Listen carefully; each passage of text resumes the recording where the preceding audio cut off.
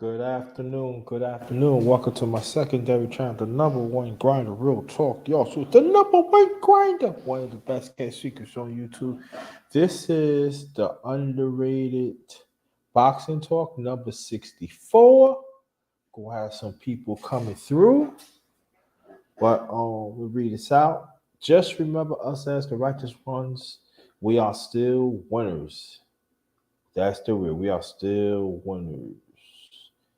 And I'm gonna hit y'all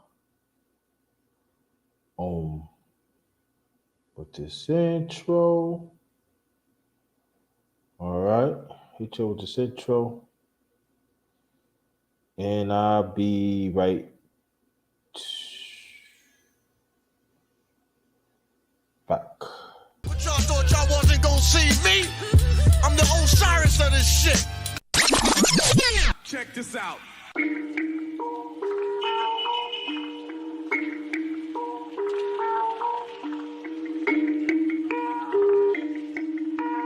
Perfect.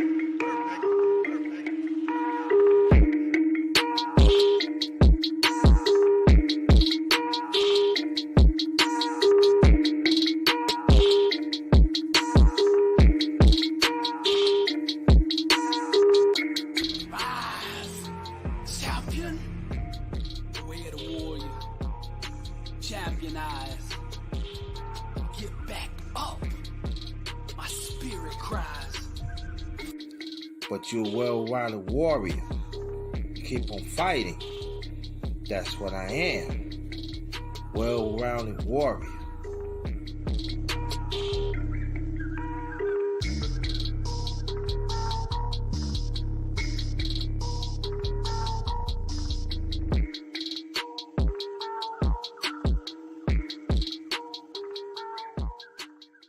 I say for me,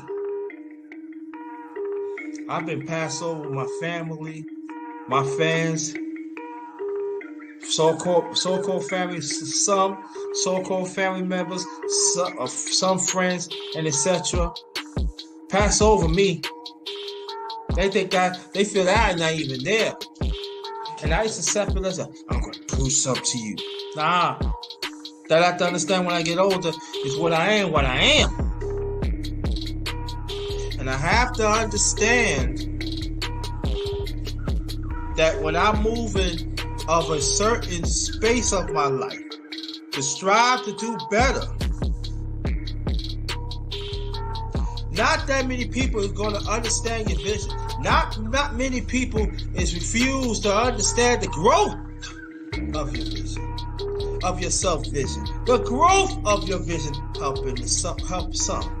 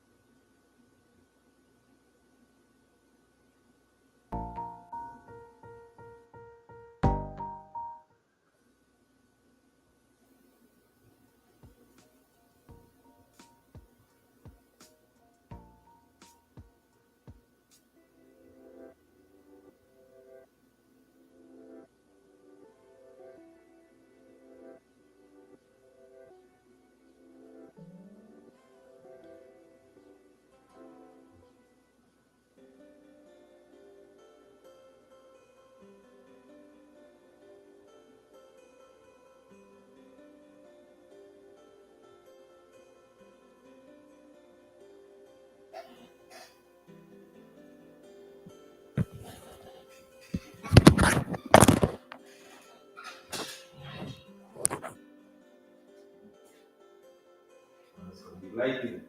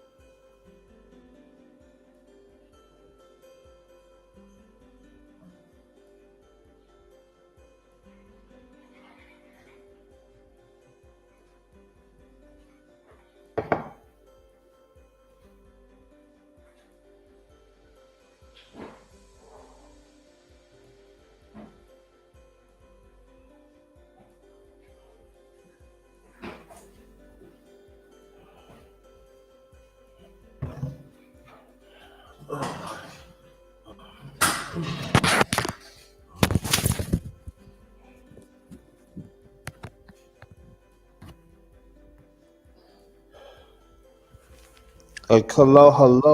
Welcome to my channel, secondary channel, number one grinder. We got the one and only brother watching in the building. How you feel, brother? Yeah, I'm alright, man. I'm alright. I saw you sent the invite, so I thought I'd hop on for a bit. Yeah. Hop on. We been a while. You got on. How you feel, brother? I'm fine, man. I'm good. That's good to hear. It's great to have you. Just let people know outside. Watch it. It's family. So we welcome him back and everything. I try to get TS Boxing. Do you got his do you have his email, TS Boxing? I'm not sure if I do. I think he said maybe he has yours. I don't know. I don't know what's with his. I don't know. He got the old one, but the secondary one, I don't think he have it. Oh yeah, the secondary. Yeah, let me see. Let me go to this channel right now when I'm talking to you and stuff like that. Good. Yeah, I'm gonna go to this channel. I can see in the secondary channel. Yeah, but I've been doing okay. You know, I've been. Oh, I forgot to tell you, I interviewed a former champion. He was his former. I saw that a bit. Yeah. Yeah, that was good. Yeah. I forgot the guy's name, but yeah, I watched. Kelvin Seabrook. Oh, okay. Yeah, that's good. I like that. Yeah. He was one of the big one of the lost champions in the 80s. He defended his title. Also, he fought super bantamweight. And I just got to him. And I said, I wanted to interview you. He said, yeah, why not? I said, really? So I did that. And also, I interviewed a ring announcer from Canada. Oh. Yeah. Oh yeah, I saw the thumbnail for that. Yeah. Mm-hmm. Yeah. I do my little thing. I'm spreading out a little bit. You know. It's good. You know. Good to expand. Yeah, I had to expand. You know, it's about I mean, I've been expanding, but it's been like I just want to like expand it. You know. Yeah. So. And then hopefully one day, get one of the champions. I would like to get you on the panel too, so you could talk too. So you ask questions too, Yeah. One day and everything. I'm gonna mix it up. It's gonna be sometimes, I do it by myself. It depends who it is and everything. Stuff like that. Mm-hmm. Yeah, man. So I want to continue to talk about Deontay Wilder. Tell the people, they still hating. I mean, you gotta understand. Like, I don't expect everyone to like one guy, but Right. You can't hate on someone and then when they lose consecutive fights, ask them to come back. That doesn't make any sense at all. Mm-hmm. Like you either dislike him or you like him. Like there really is no in between on him. Mm-hmm. Like, and that's why I think he should retire, because he's just gonna drown these haters, dude. He's gonna drown these haters out and make them look like idiots. Yeah. I don't even know why they bother complaining about him. Like it is what it is. What's happened has happened, and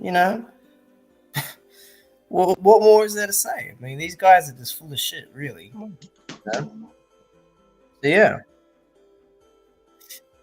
What's up, Clarence? Hold on, give me a second, y'all. Give me a second. Yeah, underrated. You booted yourself, man.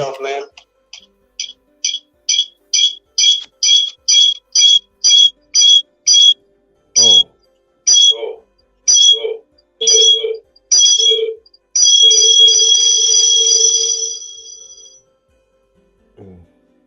He got two up in. He got two up in there. We got an imposter. Yeah, Pastor, you try to set us up, Clarence, man.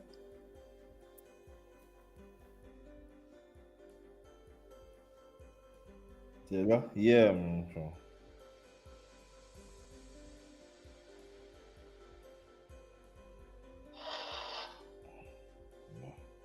Yeah, I just sometimes, sometimes you look at certain things. Enough is enough. You know what I mean? Come on, Yeah. he's not boxing. Why are y'all still talking? Well, really, okay? I mean, the dude hasn't spoke about anything. Like, why does Deontay owe these guys shit? Like, Mm-hmm. he fought the guys that were there for him to fight when he was champion. Luis Ortiz twice, who everyone was bigging up. Now all of a sudden he's a bum, he's this and that. Fights Fury three times, not two times, three times. Mm-hmm. Really got screwed over in all of those fights.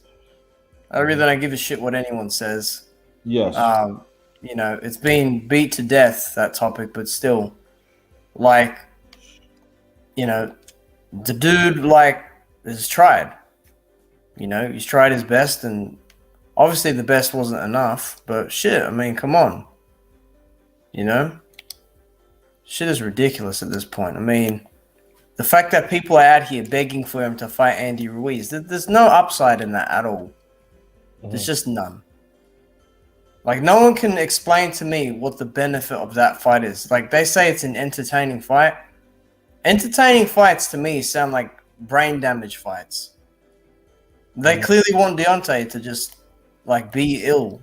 Like, get injured in the ring severely. So, like I said, these people, they don't know what they're talking about. They're full of shit. Really, most of them are hypocrites anyway. Yeah. Bottom line.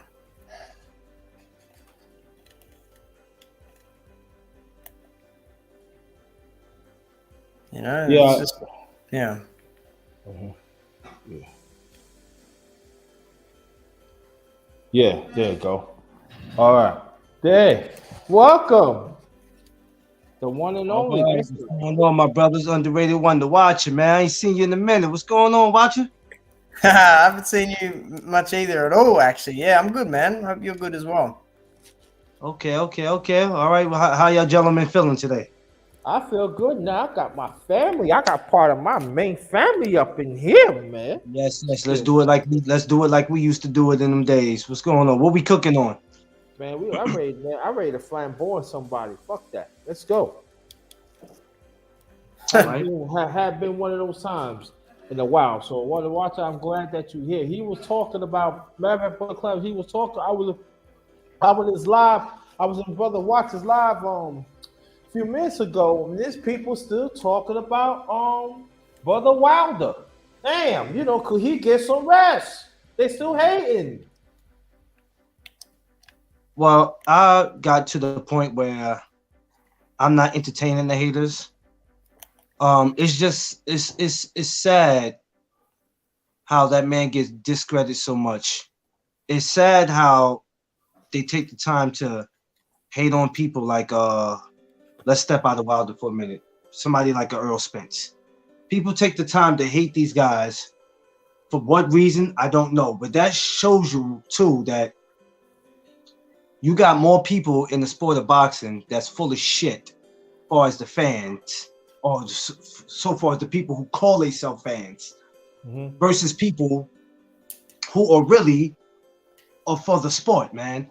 And I was watching the August and Earl Spence press conference today, and I'm looking in the comment section, and there's this one guy that he just made me chew him out because he's like, it's like he's getting upset that it's the press conference, right?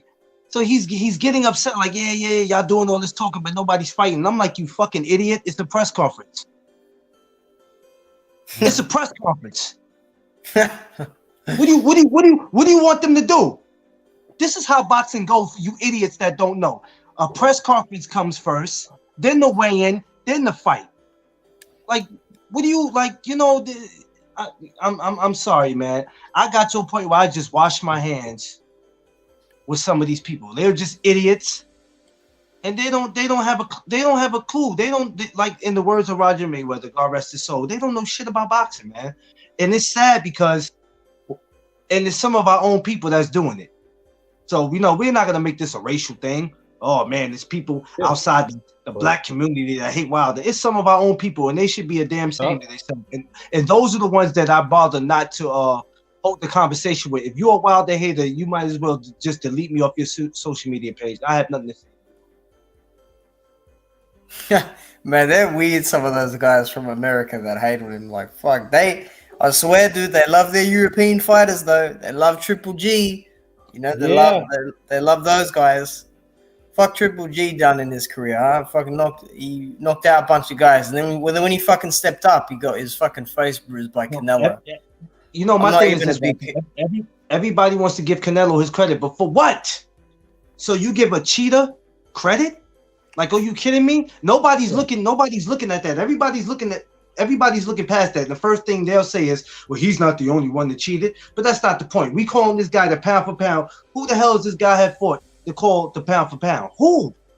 We're not gonna put Mosley in there. We're not gonna put Cotto in there. We're not gonna put none of them guys because they was already at the end of their career.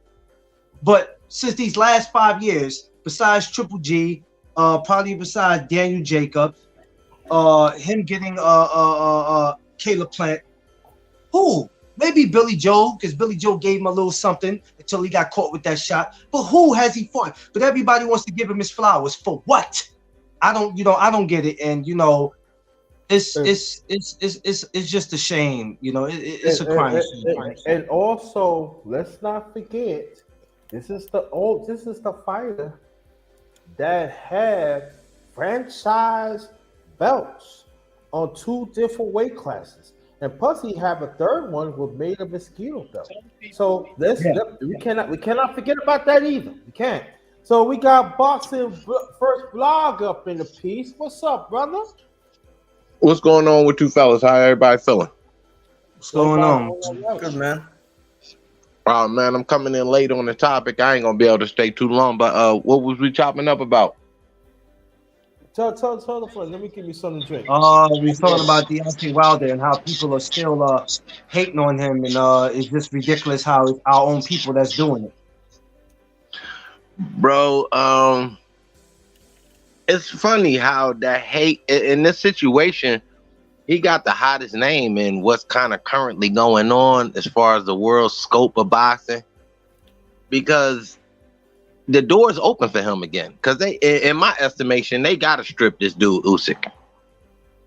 They gotta strip him, bro. They stripped Ali for not wanting to go kill nobody, but this dude done went and picked up the chopstick and he ready to go knock something over. And the word on the street is you ain't taking this title ASAP. So you know what I mean? It's a twisted situation where people ain't really recognizing where Deontay Wilder actually has a leeway to get back in the title picture, and actually it's principle behind that. You feel me? You know what I'm saying? Because they already set a precedent in the past for stripping boxers for doing such making social stance such as what Usyk is currently doing. But I'm hearing, the other side, and we know who that other side is. They patting the top of his head and slapping him on the bottom, and hella high fives going on. So, and if you want to be real, that's a losing effort. So I don't know how anybody mad at Deontay Wilder right now. He ain't done nothing wrong. You feel me? Yeah, but I want you to tell the people, tell the people outside what's going on, because there are people out they don't know what's going on. Oh, well, currently Usyk is in a situation where he obviously in the middle of a war scenario. Those belts are just in limbo. So you've already saying boxing takes a back seat to what your principal move in life is and what you standing your 10 toes on. So we get that. I'm not even mad at him for that. That ain't my gripe. You know what I'm saying? My gripe is why isn't nobody talking about, okay, there's an interim scenario getting ready to happen, because all the world is not at war, just them folks on that side. So why shouldn't Deontay name come up? He only lost to one dude. So when does that put you out of the title scenario? You feel what I'm talking about? He still got the hottest name in boxing, and he ain't even boxed and going on a year coming this summer. So you know what I mean? Like, yeah, I mean, I don't know, bro. I don't see why people mad at him. What the issue is. So as I was saying though, the title scenario opens up because you have to have somebody that's worthy of filling seats, that's worthy of the opportunity. You can't go get Gerald Washington or you know what I mean, any fighter of that ilk and say, here's an interim shot since Usyk's not around. You really got to go get somebody. Maybe something to pan out with Dillian White and Fury, and we can get some sort of unification going that way on the interim side of a unification, or however you want to break that down. But I'm just saying though, this dude that's currently the unified heavyweight champ of the world has told the world boxing takes a back seat. So what is that telling these 4 presidents? That they should be getting ready to make a move, like you know what I mean, or at least 3 other dudes, not all 4. Obviously, WBC they doing their thing, but as far as the 3 others, they should be getting ready to make a move. A strong move should be a guy like Deontay Wilder.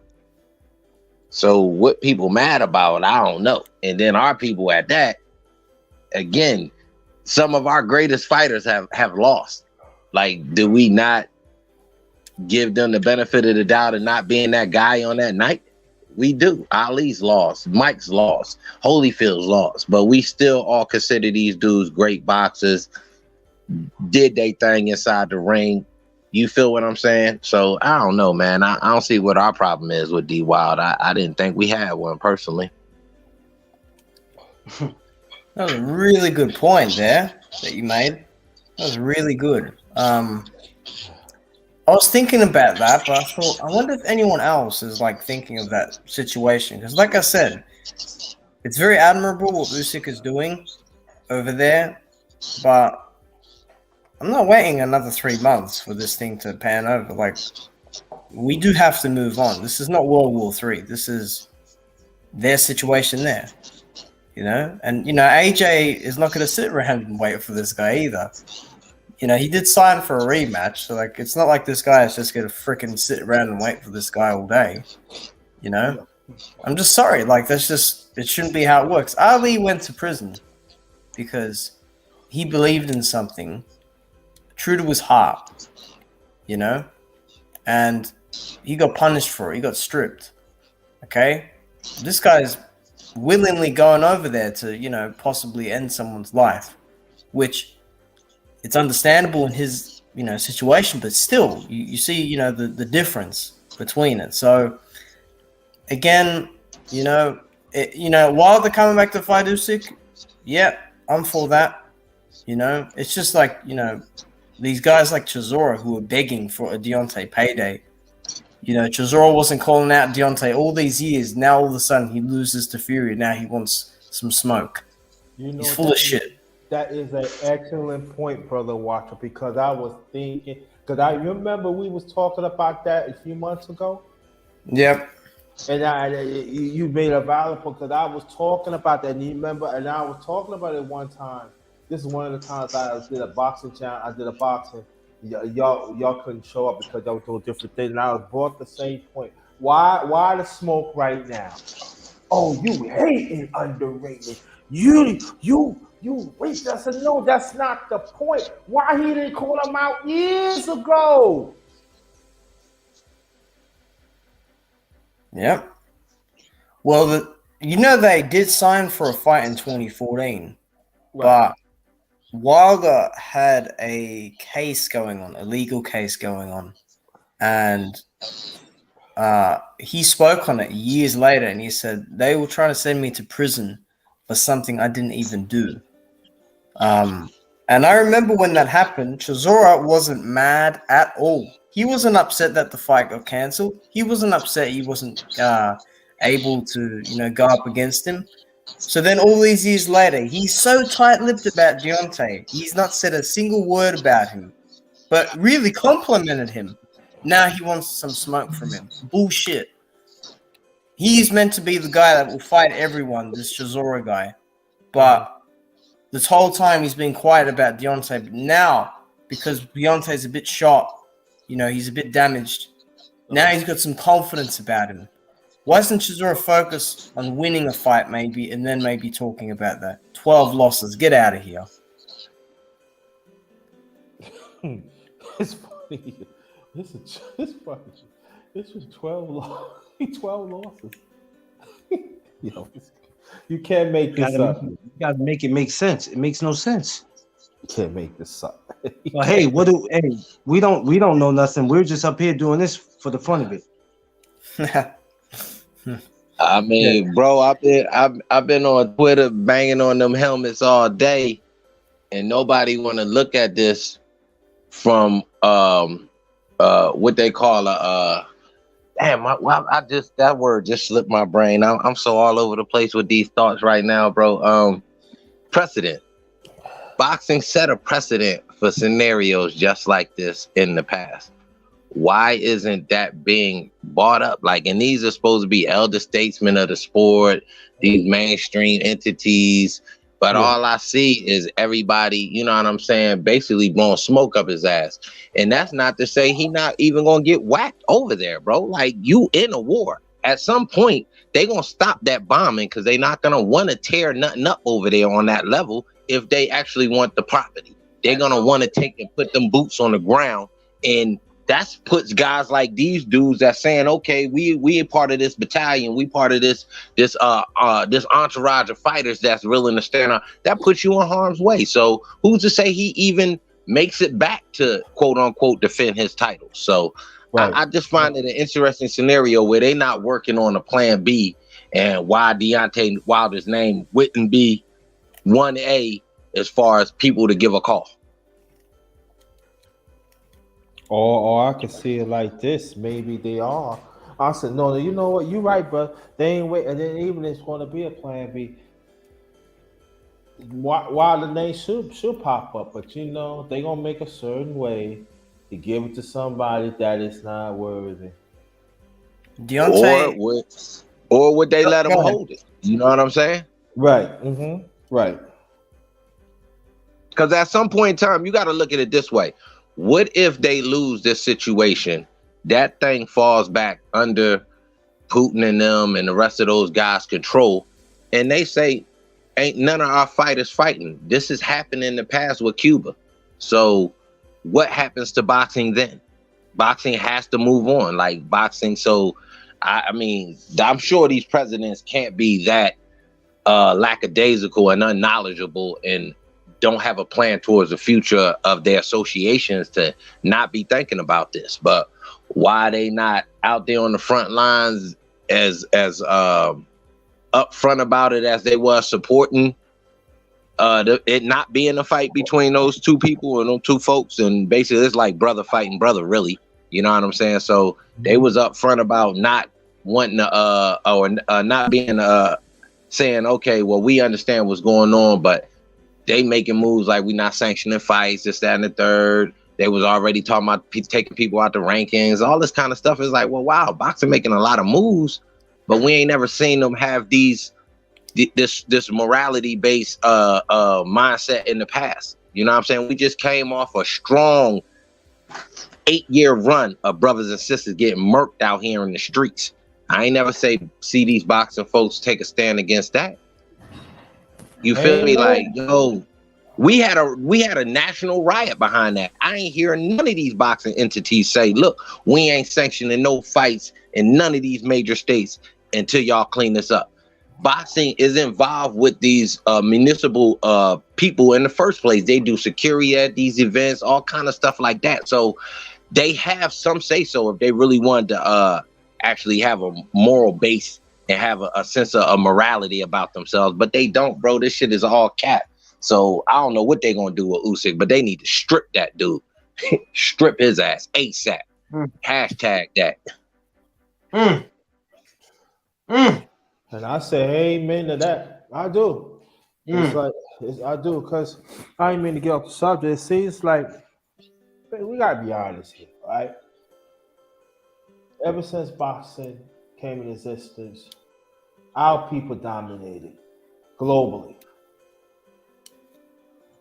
We always stand up for what's wrong with us. We always do that. But I'm saying like this, I'm with the brother right here. When it's gonna be boxers look like us gonna stand up for us? But see, these are the ones that we are content creators want them to want them to to look out for them. And I said like this. Hey, I said first day like this on this channel. Hell with that. Want you be in the streets and help us deal with it.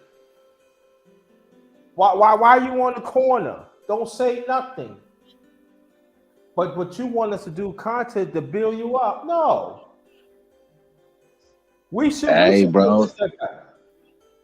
Hey, bro. I don't understand why somebody of AJ's ilk hasn't spoken up about that. Like, yo, where's my interim fight? This dude at war. We don't know if this dude coming back here, brother. You know what I'm saying? Bro, speak up, bro. You want your opportunity, but you telling me you gonna wait to see if this dude don't catch a bullet? Like, that don't make no sense. Life still goes on. Like I said, we all not at war. Right. Yeah, AJ's too focused on getting them belts. I mean, look at the video he made. I'm coming for them belts, boy. That's the only thing he cares about. He's not gonna, he's not gonna speak about it. He's just focused on getting his belts back. You made a valid point, though. None of our fighters have done that, and that's why everybody keeps making a big deal out of these guys and Lomachenko or all of them over there going to war. Listen, I don't wish death on anybody, but I could care less about any of them going to war. Like, am I supposed to pray for them? Care about that they over there fighting? I don't give a damn about none of that. What they doing is what we've been doing. I don't care nothing about none of that, man. So I'm not wishing death on nobody. I hope everybody make it out of there. But at the end of the day, man, I'm not praising that. And that's all you see now on social media. People putting pictures up, praise that. Man, I don't give a damn about none of that. What I want to know is, what are y'all gonna do with Usyk and his belt? What y'all gonna do with that? That's what I care about. Let's take it a step further. Remember, it's two of them over there. So now what's going on with Undisputed at 135? Now is the true WBC champ going to get his shot at unifying the belts? Because Lomachenko's supposed to be in harm's way too. Who's to say he comes back? Yeah. So this is a whole big ball of wax going on that they're allowing this situation to hold up boxing. But again, in the past, they've taken dudes' belts for standing on their principle. But now y'all want to pat this dude on the bottom and tell this dude, yeah, go over there and pop at your brother? I mean, I'll tell you what. If Wilder and look, hold up. Let me shoot this at you. In my scenario, it's not even a race, John. This is how I am with my argument. This is using they format against them. This is the precedent y'all set. So I'm not even going to use the race thing or like he a white boy and that boo blah blah. I ain't even going to do that. I'm gonna just say, look, y'all set this principle years ago. So now all of a sudden it's cool for y'all to act like y'all morally conscious about what's going on. Come on, bro. That's two-faced, bro. It's two-faced. And folks out here G enough to see that. And then if we call you on it, then we the bad guys. Man, miss me with that. Don't get mad because I'm peeping game and I'm trying to pull this carpet out from under you before you walk on it towards my way with that bullshit. Yeah. And then go more on your point that brothers like us that do content, we got to band together, man. I really, it has to be a united front right now. We got to push it. And we got to stay on the neck. I don't want to hear about Canelo no more. I told you, I don't want to hear about him no more. It's what it is. But right now, these conversations got to happen. It has to happen. Bro, I've been on Twitter all day trying to get people to see, like, yo, y'all just looking at it one-sided, bro. Y'all not taking a step back and looking at the big picture of the situation, bro. You know what I'm saying? None of us live over there. None of us. So, like, really, what's all the credit being shoveled for? We don't know what that beef is really about. We don't know because we don't live there. So how you giving this dude credit? Like, just take a step back and be like, yo, do what you see fit for yourself. Support the man from that aspect and move on. Yo, leave them belts here, though. Matter of fact, go and take them with you. We're going to make some new ones in this interim situation. That's basically what the conversation should be about. It should be about, okay, this dude, Cambosis is not a bag in the first place. We got to do something with this dude before he lose complete steam in these streets. And people can feel to forget he's a champ. Because there's so many other bigger names at 135 that don't have straps. The Zapatas and these sort of cats. Haney, Tank, these sort of dudes. So, I mean, they got to do something with that scenario, man. Boxing got to move on, man. Boxing got to move on. Boxing got to get it together. That's what they got to do. And all these casuals, I'm sick of them. I'm so sick of them. Man. I've been back. Man, bro, I've been bagging on them cats all day, bro. Check me out on Twitter if y'all get a second, homie. I was going hamburgers on them dudes. Yeah, man. Put your Twitter in there, man. I mean, man. It's right how you see it on the screen, bro. Boxing First Vlog, right on Twitter, man. You don't have a YouTube page? You just on Twitter? Yeah, I got a tube. Man, you know we go live every day or mostly every day. Yeah, I'm busy in these boxing streets, so I'm not just bumping my gums on. I'm not just bumping my gums. Yeah, I'm not just bumping my gums from a dude that ain't paying attention or on some casual shit, just jumping on certain fights and having something to say. No, I'm really, 10 toes down with this, man. You know what I'm saying? I took my stab at it back in the day. You know what I'm saying? Certain injuries stopped me from chasing that dream, but I ain't never lost my love for the sport. Now, having this social media world, we get a chance to do our 1-2, and we better at it than these mainstreams. I've been writing, bro. I'm way better than these quote unquote mainstreamers, bro, because I'm looking at it from different angles. I'm not looking at it from straight down the line like most of these dudes do, and they on one side or another. You gotta kind of take a step back from a you know what I mean, just a different point of view, bro. You might have to duck, you might have to get on your tippy toes. You gotta look at this game from a different view, man. So I just try to do it that way, bro. You know what I mean? And big shout out to all the folks that really are day ones with me. You guys, obviously, you know what I'm saying? We got L Dub, G5, all our dudes that I don't know. I don't know if we not part of that LDBC movement, and no disrespect to them, but I think we you know what I mean? We more independent with it, and we kind of just, build our base from the ground floor. You know what I'm saying? I don't think that we all kind of depend on this big mass group of people to do our thing, but we tap in with each other well enough that, you know what I mean, when it's time to really, let me link up with the Brody, because when he sent me the link, I was like, oh yeah, I got to shoot my shot, man. You know what I'm saying? I got to step on the board platform and do my 1-2. So I do appreciate that love, though. Of course, man, because I don't send out no links to everybody. See, I'm not a link lover, man. Nah, I'm not a sucker, man. You know what I mean? Nah. If I send you the link, I know that you bring something to the table. I know that you into the game. You see, the people that you see on here, these are the people I roll with. These are the people that's deep into it. You hear what I'm saying? It's very, Clarence can tell you, it is very rare that I put my link out to anybody. I can, but I don't do that. Even when I go live, I don't bring everybody up. I can't do it. I go live on Instagram. I don't have a YouTube page, but I'm on the gram and I talk boxing.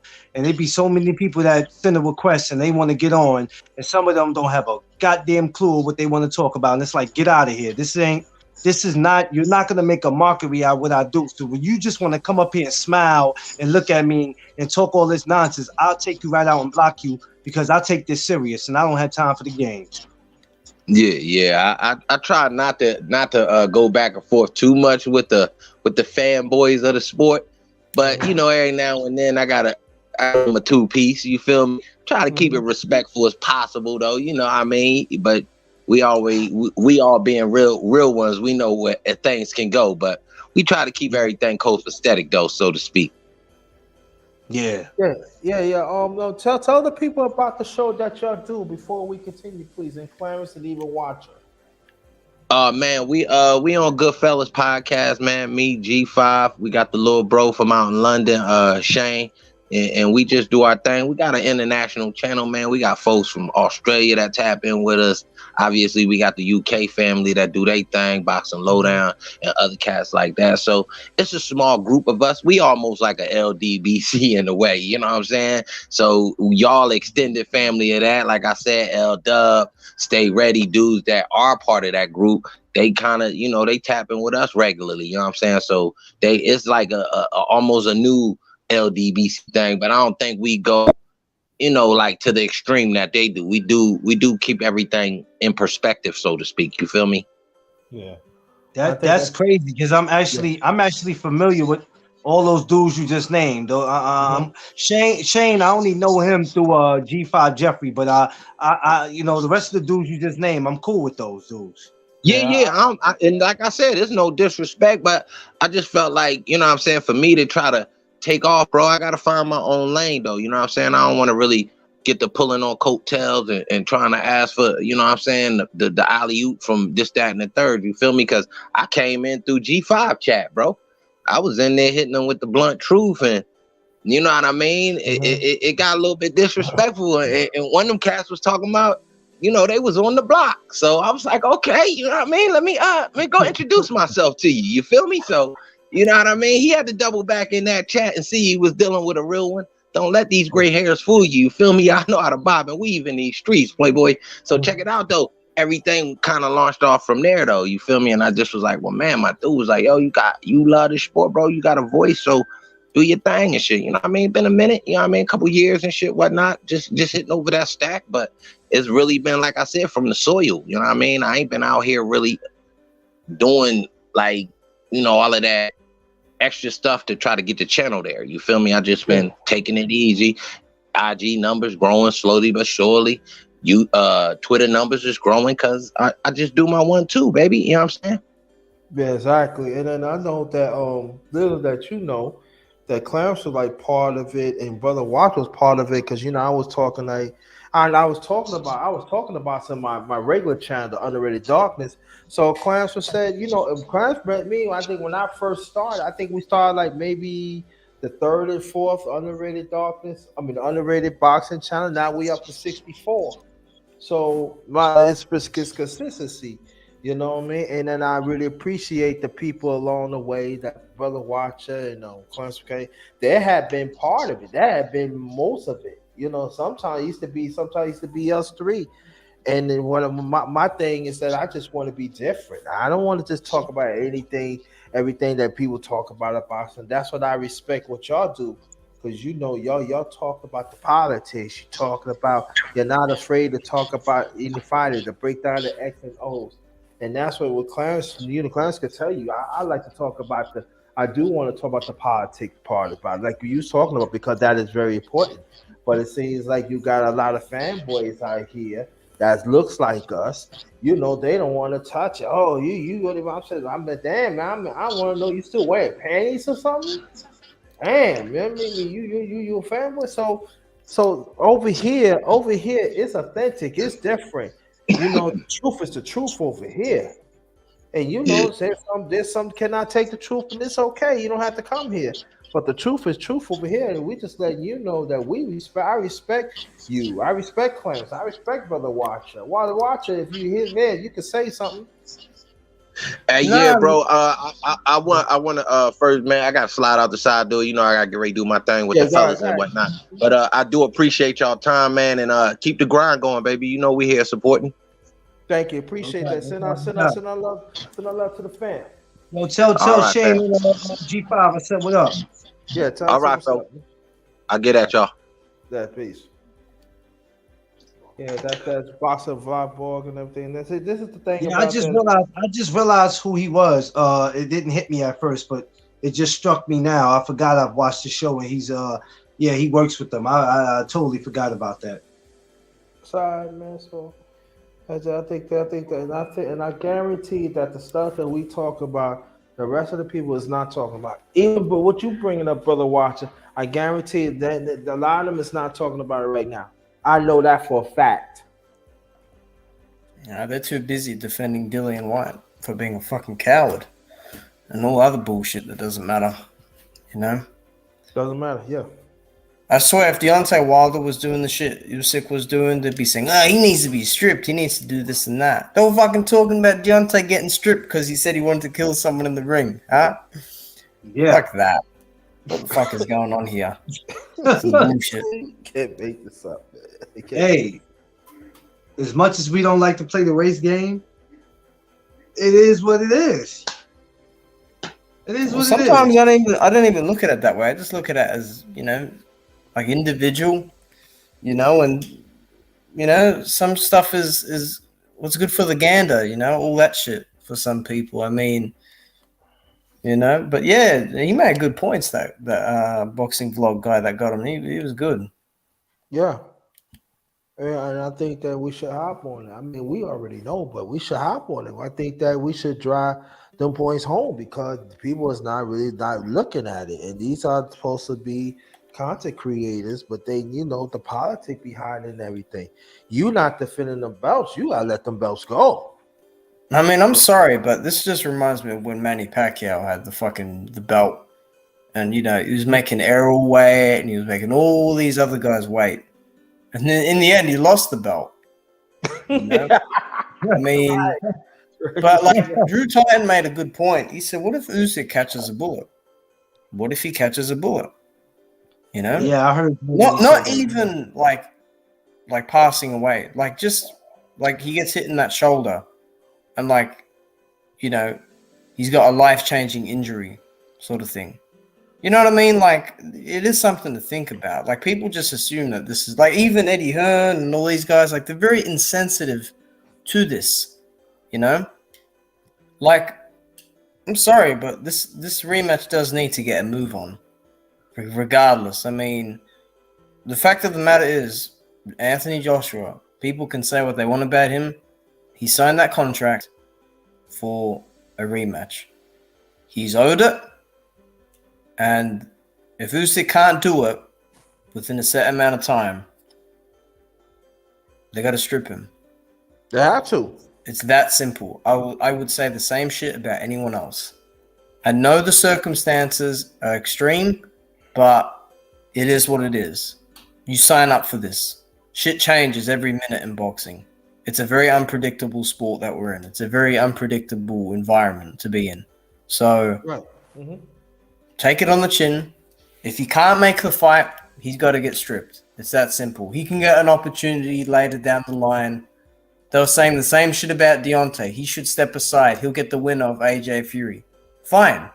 Usyk can fight the winner of AJ versus whoever else. I'm just keeping it straight down the middle. I'm very objective with it. Yeah. And then this is how I feel. If we can't fight, and I like the brother is saying, why not vote? I mean, me and Clarence, we did talk about. We did talk about he should retire, but I'm just saying, so open. If there is an opportunity there for Deontay to fight, I'm not even talking about just Deontay. This is for anyone else, but. Remember when Usyk moved up, he was talking all that shit about Deontay, and then he went down the WBO route. That's the only thing I can criticize Usyk for in that instance. So there is a bit of history there, I guess, but yeah. Yeah. And the Gambosa's thing is interesting because he was pushing hard for that Lomachenko fight. It's got to be Haney now. It's gotta. Like, it just makes too much sense right now. It has to be Haney. Lomachenko's over there, dude. He ain't coming to Melbourne in Australia. Just make the fight with Devin Haney. That's the right thing to do at the end of the day. Yeah.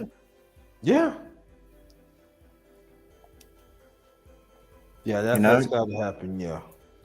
It should. Yeah, it should make the fight, man, I mean, what fight makes more sense than that one? That's for all the marbles. That's to settle the undisputed thing, It's not as if, like it wouldn't sell. I mean, it would sell. That'd do good numbers, I'm sure. But again, I'm just sick of this clog in these divisions, man. Like, freaking hell.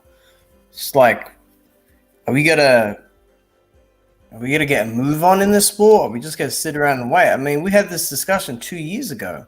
2 years ago, we're having the same discussion about what Crawford's going to do, what Manny Pacquiao's going to do, what Keith Thurman's going to do. Here we are again, the same shit, really, just a different individual. That's all. So, what are you going to do about it? You know? It's just real sad to me that like us, we catch on what's going on, but at the same time, people don't want to come. Engage these conversations. Well, but I forgot they want to be around people that are popular. Incredible. I mean, I don't know, dude. Isn't it funny, like how even with the Crawford situation, like all of the sudden now it matters, like race matters and being fair matters now, right? Like all these other fighters that have spoken out about race, and I'm not trying to make this about race, by the way. I'm just like no. I get what I'm you're like saying. using it as an example, but like when has Crawford ever said anything about speaking up on racism? Like I've never ever heard of him. I'm not taking a shot at him. I've never heard of him though. No, but truth is the truth. No, let's be honest. Truth is the truth. He haven't. Deontay Wilder's been doing it for fucking years on end, and people were saying all kinds of ridiculous shit about that. Yeah. The moment he decides to sue Bob Arum, now everyone's like, oh yeah, this and that. Everyone becomes a lawyer all of a sudden, you know, overnight. Shit is ridiculous, bro. The guy, I wish him the best of luck. But again, he's just doing shit to halt it up, you know? And these are the same people that fucking pay for ESPN. Yeah.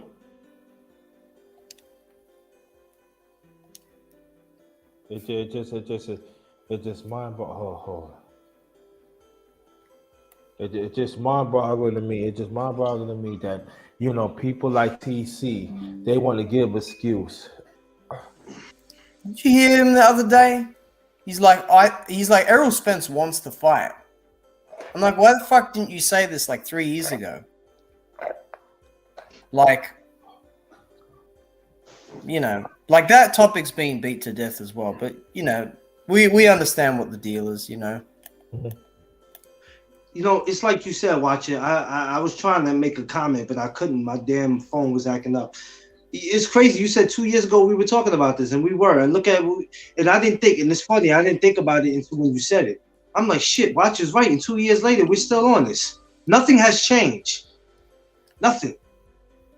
Nothing has really changed. Okay, so what? We got a couple of fights that we want to see, but it's like nothing has changed when you really think about it. If anything, it's got worse. It's got worse, and it's crazy. Just a bunch of stalling, man. It's just a bunch of nonsense that doesn't need to happen, you know. And like, if you get a stall, like, don't even do it publicly. Just do it behind the scenes, so you know, the people that pay to watch and everything, they don't feel like they're being used. You know, they don't feel like they're wasting their time following the sport. You know, well, I mean, there's just too much. Go ahead. Yeah. What I decided to do was, and I just talked to my wife about it. For now, pay-per-views are not worth it. I'm not doing it.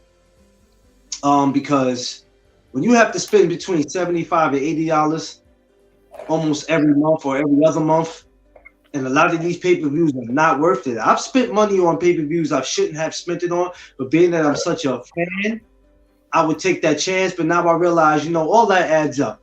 And I remember ordering the Keith Thurman and Mario Barras. I only ordered it because I was curious.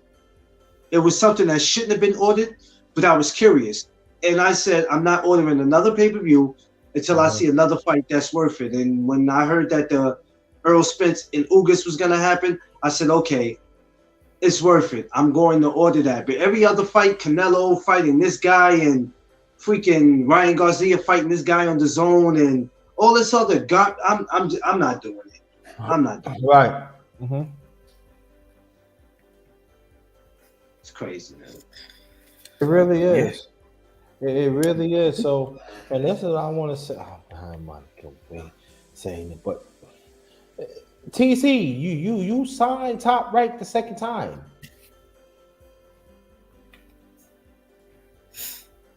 Yeah.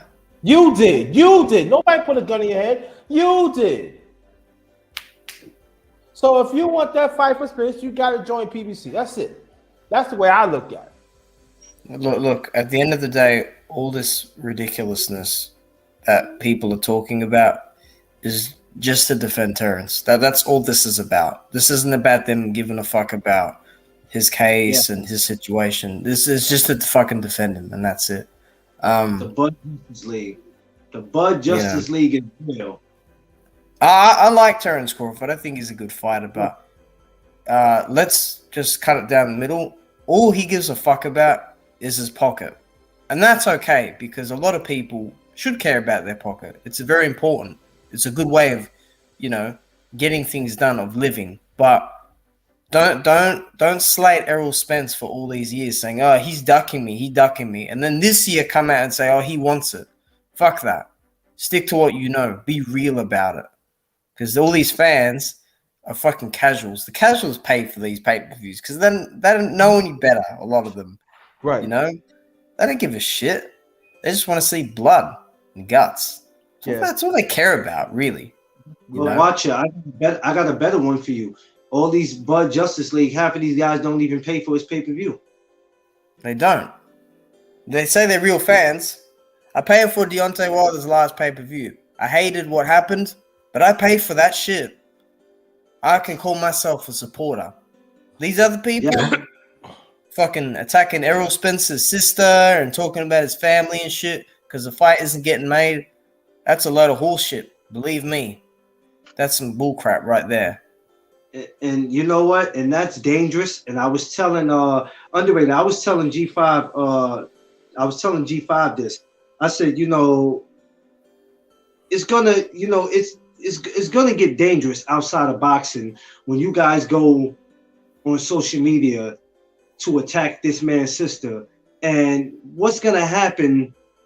Like, I hope these guys do not come to Errol Spence fight on April 16th. And when I mean these guys, none of Terrence Crawford supporters or none of his family. I hope Crawford doesn't even come, because if he does, he better have a whole shitload of entourage with him, because it's going to get real. You seen they almost attacked him when he was at the Danny Garcia fight. Like, this is real. This is not WWF. This is not scripted. You know what I mean? They're not going to see each other. Like, both entourages are going to see each other fight, and then after that, they're going out to the bar to have a drink. This is going to get real. Y'all on social media attacking this man's sister. It's gonna, like I said, it's gonna get it's deeper than boxing. It's gonna get serious, and they need to cut it out. And all you wannabe fans that's not a part of Bud's circle, mind your goddamn business, because y'all are gonna get. Who's that fucking guy on Crawford's team? The guy, that yes man, that's always shouting out. I forgot his name. He's Bernie the boxer.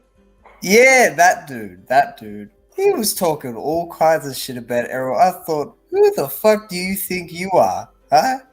You up here? Listen, dude, you're barking up the fucking wrong tree. I advise you shut up and just keep your opinion to yourself. Like I said, Errol doesn't talk much.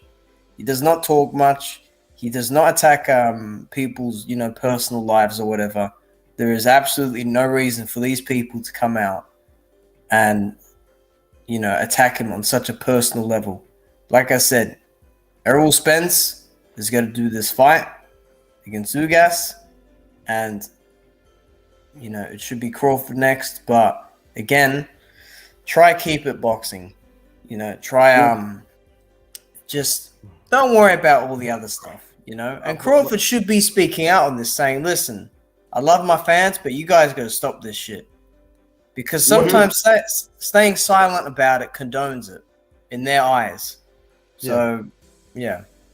Well, I'll say this, and I know you heard what I say too, Brother Watcher. I'm going to say this. If Spence beat Ugas, right? Like I told Clarence, that's 3 belts to 1. Am I correct? Yeah. Yeah. So I want you to say if I'm right. So it shouldn't be no 70 to 30, right? I mean, like that's up to them, Underrated, but Well, what do you think? I'm saying I put it there. What do you think? Because the way I look at it, and I talked to Clarence about it, TC it's not gonna have no nothing to feet to stand on. this is why you should have taken the offer from 2018 and ran with it and got it done. This is why AJ should have fought Deontay back in 2018 because it would have been over with. Now he's even more of a shit position because his ego is through the roof and he's made it very hard. You've heard people, they all say the same shit about Terrence. He asks for a ridiculous amount of money. A ridiculous amount. Oh, and mind you, AJ, he basically signed his life over to Eddie Hearn. Eddie Hearn basically owns him, and he told him, even if he's 67 years old, I still own you. Real clever from AJ. Like I said, he's got too many people in his ear, that one there. And I like AJ. I'm actually a fan of his. But, again, look at what's happened. You signed a lifetime deal. The guy that you're meant to fight may not fight you because he's doing his thing over there. So what the fuck you got to do? Yeah? You can't fight Fury because he's got Dillian White. Guys like Andy Ruiz aren't in shape. Joe Joyce is mandatory for the other belts. Who the fuck else you got to turn to, huh? If I was them, I'll start planning now. Not worry about Usyk because you don't know if he's gonna make it back for them to have a fight. And this is a good time to start making some talks and some noise about an AJ and Wilder. We don't know if Usyk is going to make it back. They shouldn't even let him go to war knowing that this fight was coming. They shouldn't have did that. Now y'all don't know if he's going to make it back, and even if he do make it back, you don't know what type of condition he could be in, because when you go into war, you're going to see things that you ain't never saw before that mentally and physically, it can mess you up. So they shouldn't allow that to happen. But of course, they're not going to talk no AJ or Wilder. They're not going to talk about that. So, according to them, Wilder is dead to them in boxing. Dude, you can't negotiate with these people. These people are full of shit. They make everything hard. They make it extremely difficult to even have a reasonable conversation with about certain things. How do you expect things to get done with these type of people? Their egos are just fucking massive, dude. And this is why I said for AJ, he should have fought Usyk in 2020 instead of Pulev, because we would have got this shit over with. But instead, he made Usyk wait all that time. He ended up getting his ass whooped for the most part. And now he may not get the belts back. And you are right, Clarence. They should plan now. Just like how they were planning in 2020 and 2021 with Fury and that whole circus. They should plan now. This is more serious. This ain't even close to it. The fact that they let him go over there, because I don't think it's mandatory for them to go over there. They chose to do it. They weren't forced to do it. That's what I want. That's what I want to ask you, Watcher. Was it mandatory, or they just decide to go over there on their own? I think it's on their choice. It's on their choice. Because I know people that are Ukrainian and also Russian that work with me, and they've not been called upon to go there. So, and you guys didn't let just one guy go. You let two guys go. I mean, forget the Klitschko's. They're not. They did what they did for the sport, so they're out. So I can understand they can do whatever they want. But you let two guys who's still in the sport go, and they both got fights coming up. Why the hell would you let that happen? Oh, let them go over there and do what they want, and then first of all, you don't know if they'll make it out of that. Just because they're professional boxers, that don't mean they're bulletproof. The bullets are not going to go around them. It's not going to bounce off them because of who they are. So why would y'all even let them go over there? So now we got to figure, is the George Kambosos and Lomachenko, is that going to happen? Even though I don't care about that, but if that, so we basically got 2 fights that's in jeopardy. I mean, it doesn't make any sense. But what do we know?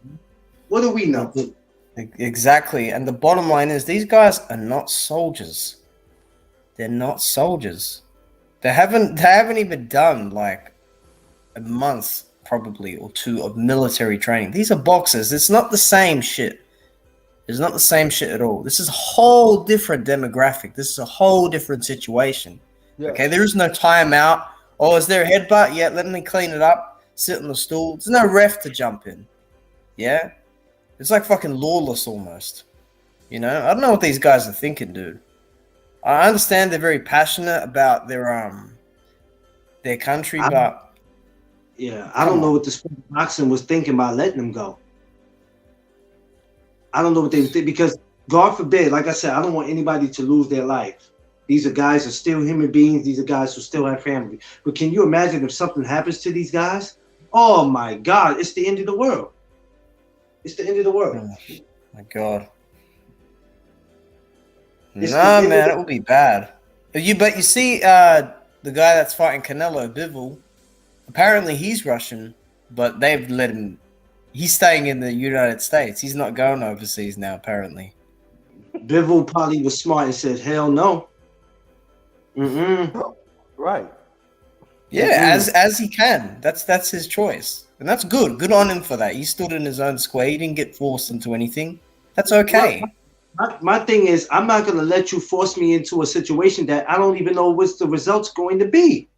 And then at the same time, I didn't mean to cut you off. And then at the same time, you cannot pay attention to the mainstream media because they lied all the doggone time. You see how they do for us, and I'm talking about globally. how you believe them? I mean, when you think about it, mentally or physically, how are these men going to come back? How will they be if they make it out of this? They're not going to come back the same. It won't be the same. You understand what I'm saying? I don't care about how tough they are, how many wars you have. The wars in the ring is different from you got these countries that these guys come from. While y'all here in America training or wherever you at training, these people out there going to war every day, shooting and killing each other. Yeah, it's different. It's different. You can't call your trainer and ask him for advice when your back is against the wall. Oh, dude, that's their way of life over there. You know, they fucking grow up around war. They grow up around famine and struggle and poverty and everything. Lomachenko's got a fucking house in Las Vegas. You know what I mean? Like, he's not a soldier. Like, I just don't understand what people like. Right. I don't know what people don't understand. When I seen the picture with him, I said, "Oh my God, really, Lomachenko?" And he was sitting there holding the gun in the hand. I said, "Oh, come on, like, aren't you supposed to be getting ready for George? Like, what are we doing?"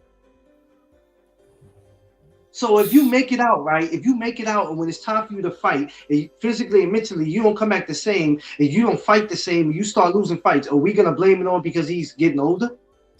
Well, I'm gonna tell you one thing. Look at what if it happens. Look what the American media going to say. Once you give him a break, he did fight in the war. He is patriotic. But all right, why y'all don't say the same thing for the late great Joe Louis then? Could I go on? Like that said, y'all wanted to arrest Muhammad Ali. Y'all want to arrest Muhammad Ali. You want to arrest him for saying no. Right. They can make sense. Why y'all didn't say the same thing for Willie Mays? Willie Mays went to Korean War for 2 years. That robbed for 2 years. I mean, he could went on to been one of the greatest ball players ever. But I'm just saying, could I go on? I can go on. Remember when Ali said the thing about the Viet Cong? You know, they never called him a certain name. Right. Yeah. I love when he said that. When I seen that clip, I'm like, oh my, that's amazing what he said. He's like, and then he said something. He's like, if they come to America or something, then yeah, I'll be, the first one to go in. But you see Ali, right? He didn't go. He didn't go to war. But you know what? Minus the age and maybe some time away from the sport, he got some damn good wins under his belt when he came back. Some damn good ones. Because he kept his mental in check. He kept his mental in check. Yeah? Look at Jamel Herring, right? He used to be a Marine, right? You've seen in some fights of Jamel Herring's. He has faded a bit. He like when it gets tough. I mean, he goes when it gets tough. Yeah. And you would think maybe it would be reasonable to think that, hey, maybe him seeing all that shit overseas, maybe that did do a number on him a bit. You know, I'm not saying that's the case for everyone that goes into service, but it is something to pay attention to. Because, like I said, dude, these boxers they get these fights, they become rich, super rich, and then they go overseas to fight. I don't quite understand. I don't see how they can cope with the effects afterwards. And they're not no spring chickens either, really. They're like over 31 years of age. So it's not like they got time, like, you know, in their prime. I mean, to me, that's just the way, in my opinion, I might be wrong for this, that's just the way for them to get out the fights that they're getting in. Because my thing is, why would you do this knowing you have a fight coming up? If I know I got a fight coming up, listen, I'm sorry, I just can't. I just can't. And I'm not going to because I want to make it back home to my family. I'm just not, I don't know, just me, I'm not doing it. You got 2 guys. I mean, you got 4 guys over there, but the other 2 don't matter because they don't fight for here no more. You know what I mean? So they can do whatever they want. But you 2 got fights coming up. And this is what y'all decide to go do? But then everybody, we supposed to praise them. The guy that fought Gary Antoine Russell, Victor Postel, he's over there now as well. But, you know, he kind of did it a bit better. He got the fight done, and then he went overseas. But, yeah, you know. I didn't know Victor went over there. Wow. Yeah. Hey, Underrated, why don't we just pack our bags and go over there, too? I mean, we might as well. I mean, God. I mean, listen, I just hope them guys make it out safe. You know, but I do too. I don't think boxing should have let them do that.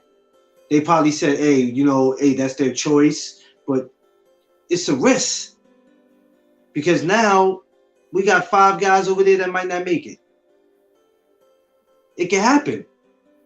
Out of the 5, 3 might not make it. 2 might not make it. Or 3 can make it and come back here for a fight and never be the same. I'm telling you, it's crazy. It just really don't make any sense, man. I mean, they got families, and I just hope they make it back safe. You know, it's funny though. Usyk said that due to this situation, he's lost the millions in sponsorships and endorsement deals. So why would you still go over there? God. Oh, please tell me that's not true. Please tell me that's not true, Watcher. Oh, dude, a month ago I read about it. Like, I saw that. That's why I got confused. I'm like, why is he over there then? If it cost him so much money, why would he go over there to the place or the area of the world that did that to him? Very weird. And Yusuf, it's not like you got like 5 more years in this game. It's not like you got that. So he's probably got 2. Yeah. You could have fought AJ. You could have fought AJ, possibly got in there with Fury. And really, you didn't even have to stay another 2 years. You could have fought Fury, win, lose, or draw, and ride off to the sunset if you wanted to. But, you know, I'm not losing millions for nobody. I just can't. You know, if I got endorsements and all, I just can't. You know, that's just me. And I know people will say, well, money doesn't mean everything. Well, we ain't just talking about money. We talking about millions. Everybody can't just wake up and get millions. Yeah. It's a lot on the line. It's a lot on the line.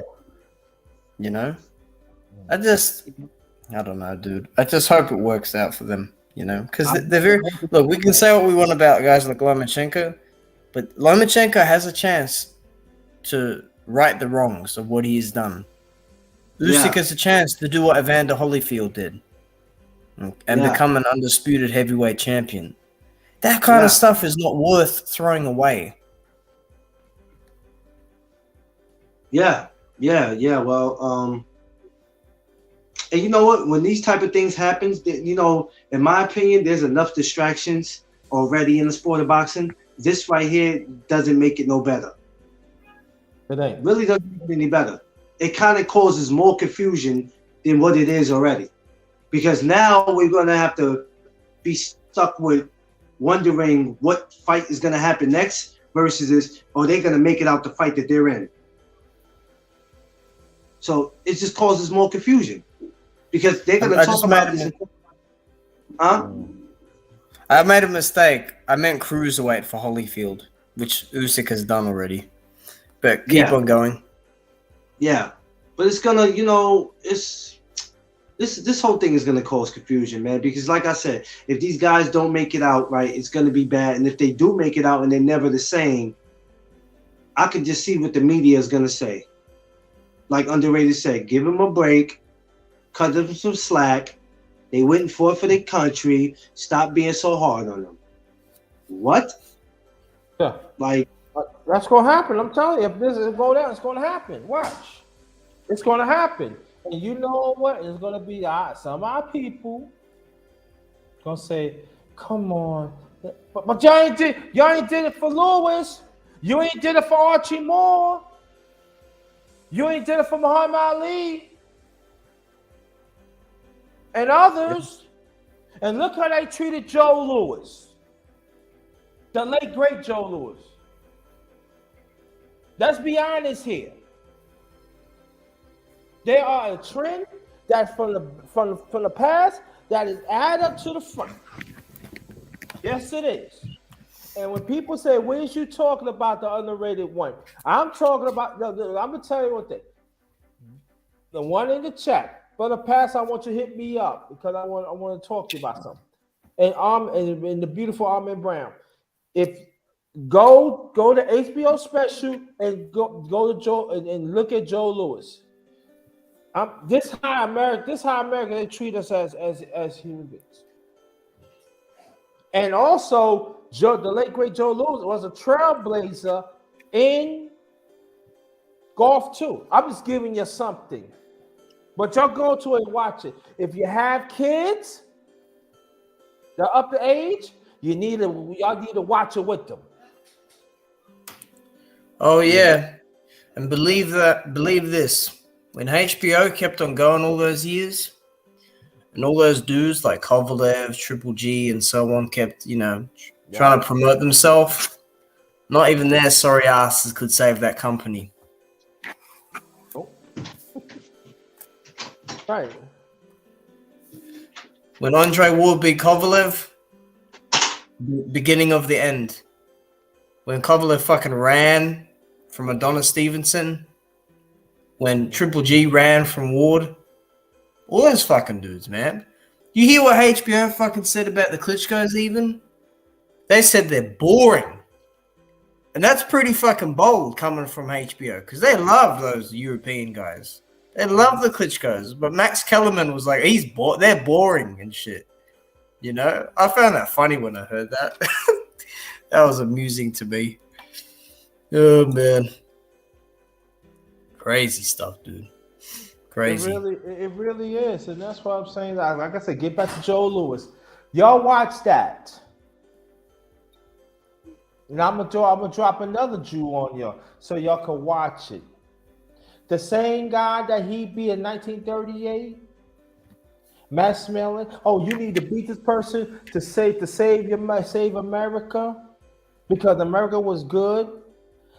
He got to come back and be a second-class citizen, not just the United States, but second-class citizen of us as a people, globally. Almost Jack Johnson too. Right, Jack Johnson too. Yes. Then, in and Coca-Cola built a plant in the late, I believe it's 72. Now you figure like, hey, we owe money, Well, let's look out for Joe Louis, but they didn't. You know what they got? Mass smelling. But this is the same country was treating German soldiers like gold dinners. They screwed Joe Louis time after time. That's what I'm saying. That if you're gonna watch it, make sure you have a sound mind because it's gonna get you mad. I'm just letting you know right now. I'm just dropping some jewels here and there so it can ease it.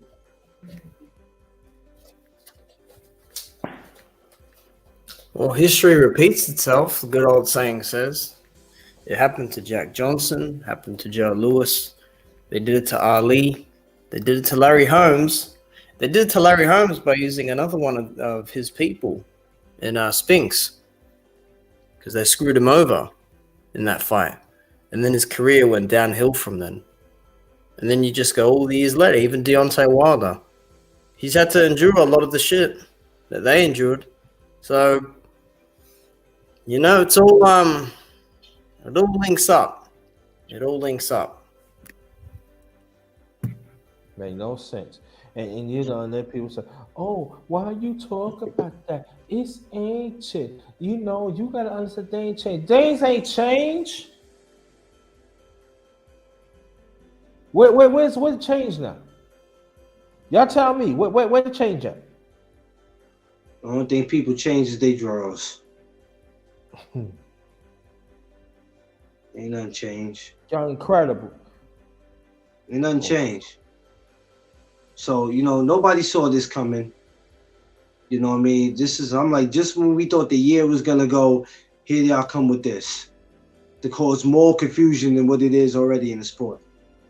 So, even though we have to go on with boxing, every time when you hear about this supposed to happen, this situation with them going to war is going to come up. Every time. And I pray to God that those men make it out safe. Oh. But they should have never been allowed to go. But hey, people are telling me you're wrong. You can't say that. That's their country. Go ahead, let them fight for it. But hey, listen, if you were a retired fighter like the Klitschko's, are not gonna understand that, man. But you guys are still active in the sport. You're still active. Even Victor Postal, you guys are still active in the sport. I just don't, whatever. To each his own, But I know April 16th, we're about to see something explosive. Earl Spence, Ugas, and hopefully we'll see the Crawford fight after. But what I wanted to know was, should Crawford take another fight after this, or should he sit and wait for old Earl? What do y'all think he should do? You can go first, Brother Watcher. Because I'm being disrespectful right now. Go ahead. I am. I'm being disrespectful. I am. His mic is on mute? Yeah, his mute. Watch it. You still in? Yeah, his mic is mute. He might have to take care of something. I get it out the way. Hell with him. You and Bo Mac. Y'all go to hell. Yeah, underrated. You don't sound like a happy camper. No, I don't like him. Because Bowman, he into this too. Yeah. You getting that part of 20%. I believe he getting that part of 20% for Byron. Mm-hmm. Oh man. 20%. A trainer will push his fighter to fight the best.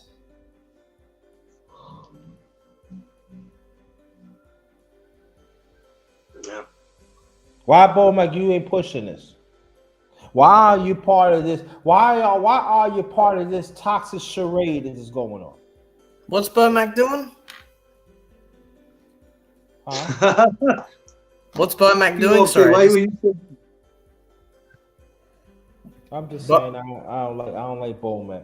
I don't. You don't like No, Bomac? I Bomac, actually, Bomac is full of shit. You try to threaten Kell Brook's trainer, and Kell Brook's trainer was owning his ass, saying he got knocked out for most of his fucking career.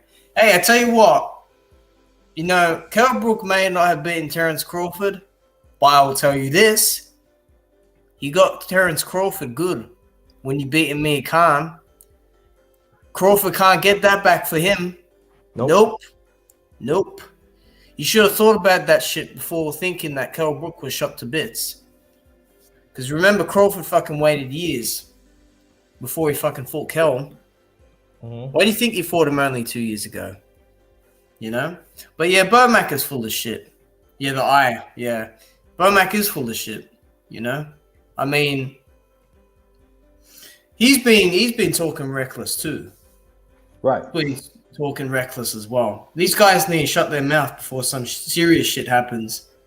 And I'm not just saying about Errol. I'm talking about guys like Keith Thurman. Because Keith Thurman is very confrontational as well. You know? You say something bad about him, you're going to have to answer. yeah, it's crazy. Yeah, Crazy. it's just some people you gotta put your hands on. I'm being honest. Yeah. You gotta put I your get hands you. on. Sometimes you gotta take it. Let's take it outside the ring. Let's take it outside to the legal parameters. I gotta put hands on you. You got to throw up because you talking too much. You might, if you do that to Canelo, you might have to get a referee or two. He'll make those demands. Yeah, yeah. He's. I don't know, man. Don't Sometimes forget- I'll be just want to say forget it. Sometimes I'll be wanting to say forget it with this sport, but I love it so much that I can't. But there's days I want to say F it. It just Don't drives forget me about- up. Don't forget about the franchise. No. You can't hit me. I got franchise. But oh, you can talk English now. No, you can hit me. I got franchise belt. You can't hit me. You can't hit me. You go What did he into say some- recently? He's like, I'm busy. You know, why don't you guys fight each other? You know what that Oh, yeah. means? Yeah, Eliminate yeah. each other. Eliminate each other for me, so I don't have to do the bulk of the work. That's what he Yeah, was saying. he's like, why is all the guys focus on me? I'm like, Because you got the what do fucking belts. That's why, dummy. What do you mean? Why everybody's focused on you? Like what? Yeah. He was literally saying to Andrade, "You want a payday? Don't fucking everyone want a payday? Didn't you want a fucking payday when you were begging for Mayweather? What Right. fucking happened in that? What happened in that fight? How many fucking Uh-huh. rounds did you win? You almost won the fight, according to one judge. Jesus Christ! What's up, Stormy? What's up, Stormy? Welcome, brother. Yo, man, what's good with you guys? How you doing? I'm good. We got Stormy B in the building. Yes, What's up, sir. Stormy? Hey, Underrated, man. I'm sorry I'm a little late, but when It's you okay. sent- You here, bro. yeah, when you sent me the link, I was getting off of work at that time. Oh, that's right. I'm sorry. I seen the link. Yeah. So, but thanks for having me and salute to you, brothers. I'm just coming in, so I don't know what you're talking about at the moment, presently. Well, Man. when we talking about different things in boxing, we're talking about Canelo, and we're talking about the BS that he's all about. The same thing you talk about. Just a little different. Yeah. How people they run their mouth and they don't want they want people to pick their weight up so they can make it easy for them. Yeah. Man, the sport is really in a weird place right now with so many guys who aren't traditional. And by traditional, what I mean is that they don't care about legacy. They don't care about carrying forth something that will be lasting. They're living in the now. it almost reminds me of like if you look at the NBA now. In the NBA, you got all these guys, they want to all team up together on one team and be a super team. I was having a conversation with Drew Titan earlier about that. And he brought it home to me when he said that, because he said it. He was like, you you got all these guys, LeBron and Kevin Durant, they all want to be on the same team. They don't even want to play against the other guy to have a rivalry or something. And I don't understand that, because it is man's nature to be competitive. And so if men are no longer competitive, what are they turning into? Do you want me to tell you?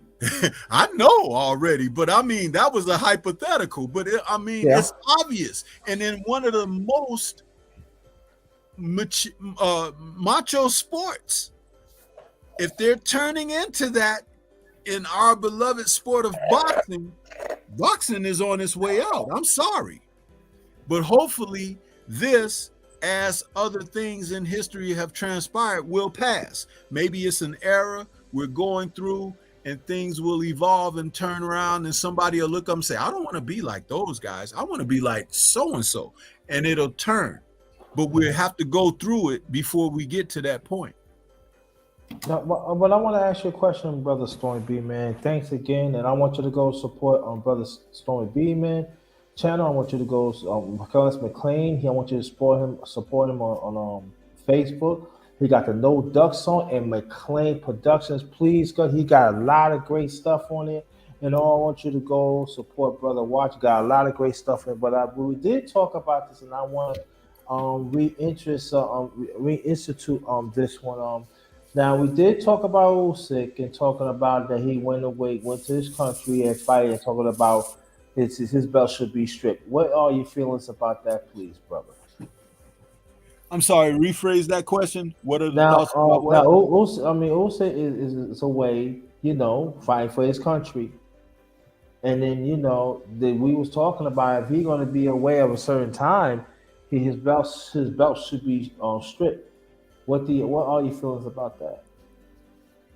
I don't see anything wrong with his status and holding the belts being taken away due to the circumstances.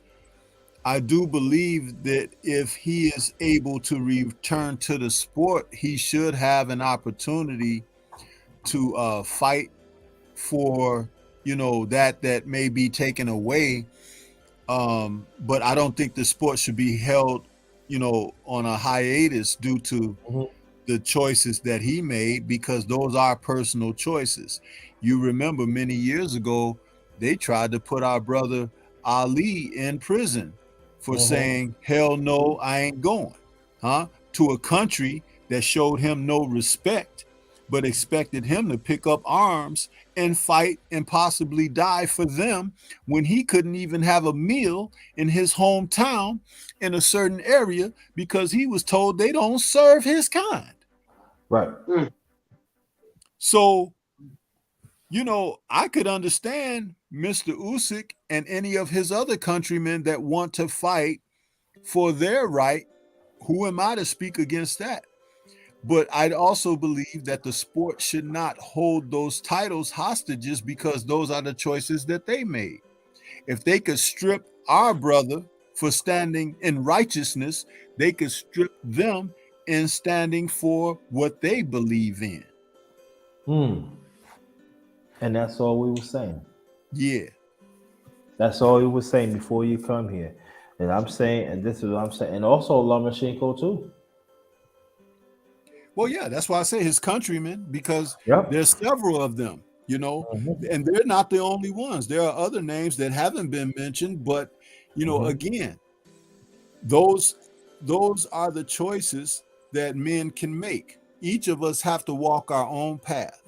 You can be heavily influenced by another entity, but at the end of the day, the choices that you make are your own.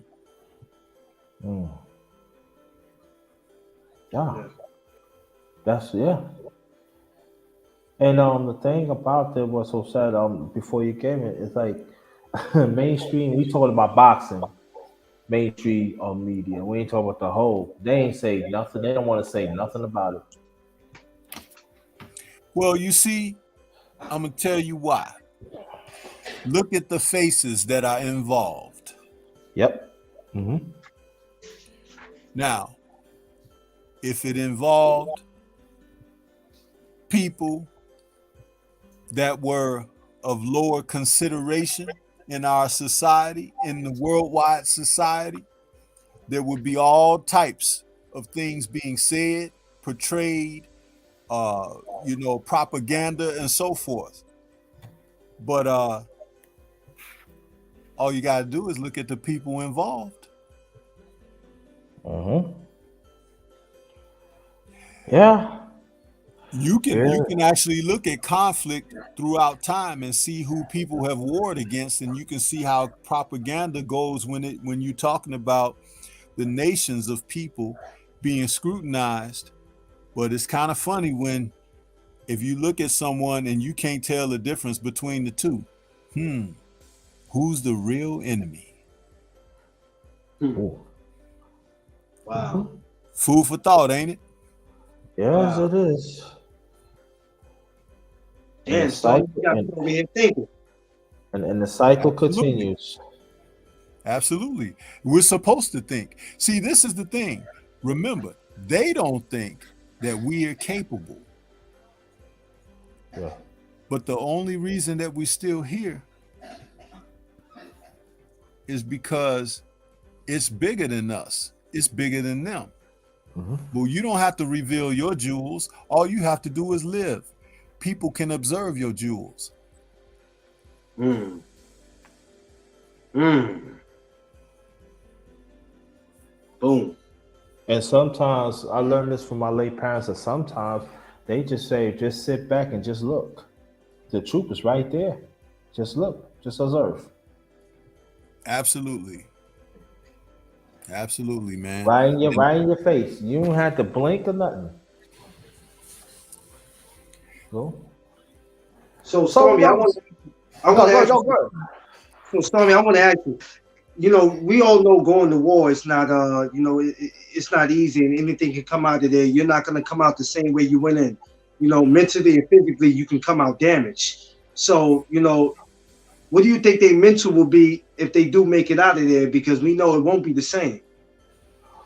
Well, it depends on what type of experience the individual has. If you're talking about with live, you know, action happening around you where you can see and witness your loved ones, your battalions, your family or whatever losing life and limb, that can be tremendously debilitating.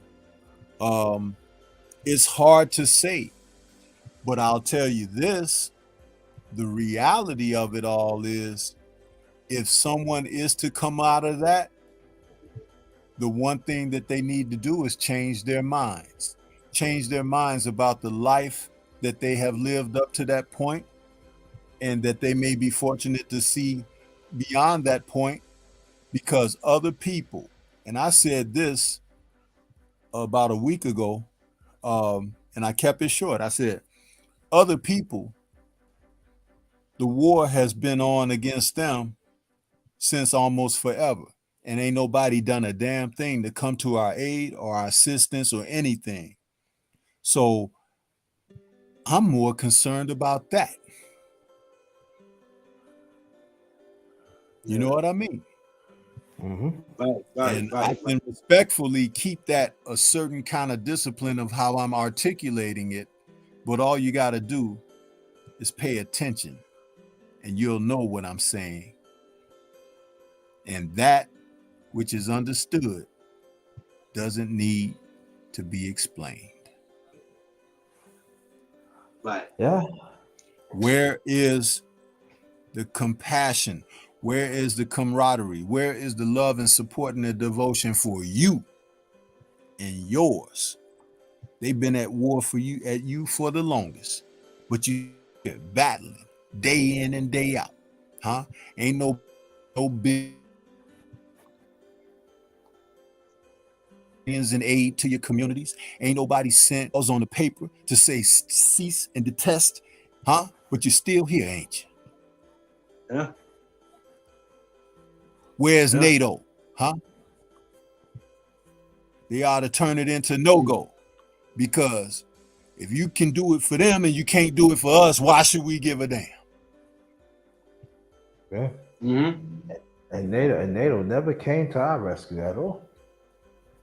And as I mentioned about our brother Ali, he said, ain't no Viet Cong ever called me you know what. Mm-hmm. But they can't Yeah. wait to let it roll off their lips, huh? Wasn't Joe Rogan just on something recently about that? Yeah. Yeah. And people act shocked and amazed and everything, but they ain't never stopped, have they? Matter of fact, do you know that there's a push so that they can call you that openly again, with every ounce of disrespect that they have mustered over generations? Huh? Mm-hmm. Wow. Think Yeah. about these things, bro. It's like, I'm telling you, you see where the real war is, but they'll tell you it's somewhere else. But it's right there, right underneath your foot. Hell, you in it. Mm-hmm. Been in it for some years now. You remember the movie? What was it? Was it Menace to Society? When my man Charles S. Dutton was in there, you know, the guy from Rock from the TV show. They played. Yeah. Yeah. And he said, "The hunt is on, and you're And the you're prey." You're the prey. Yeah. Remember that line of dialogue? Yeah. When they He was was the teacher. He Every was. one of us that saw that movie and enjoy that movie, you remember that line of dialogue. You know why? Because the man is a hell of an actor. But when he expressed that line of dialogue, didn't you feel it? Didn't Yeah. you say, you know what? Man, he right. Mm-hmm. And Dude, it Kane. ain't never stopped. Kane- And how old is that film? And you About think 20 about how old that film is, and you think about our brothers recently fallen at the hands of the police, Ahmaud Arbery, all these people. Think about it. George Floyd, huh? Floyd. The sister killed in Breonna. Yeah. Man, are you kidding me? Trayvon That Martin. movie, how old is that film? And that was just a film. Yeah. But they want you to feel some kind of way about some people that don't even look like you. That don't even care about you.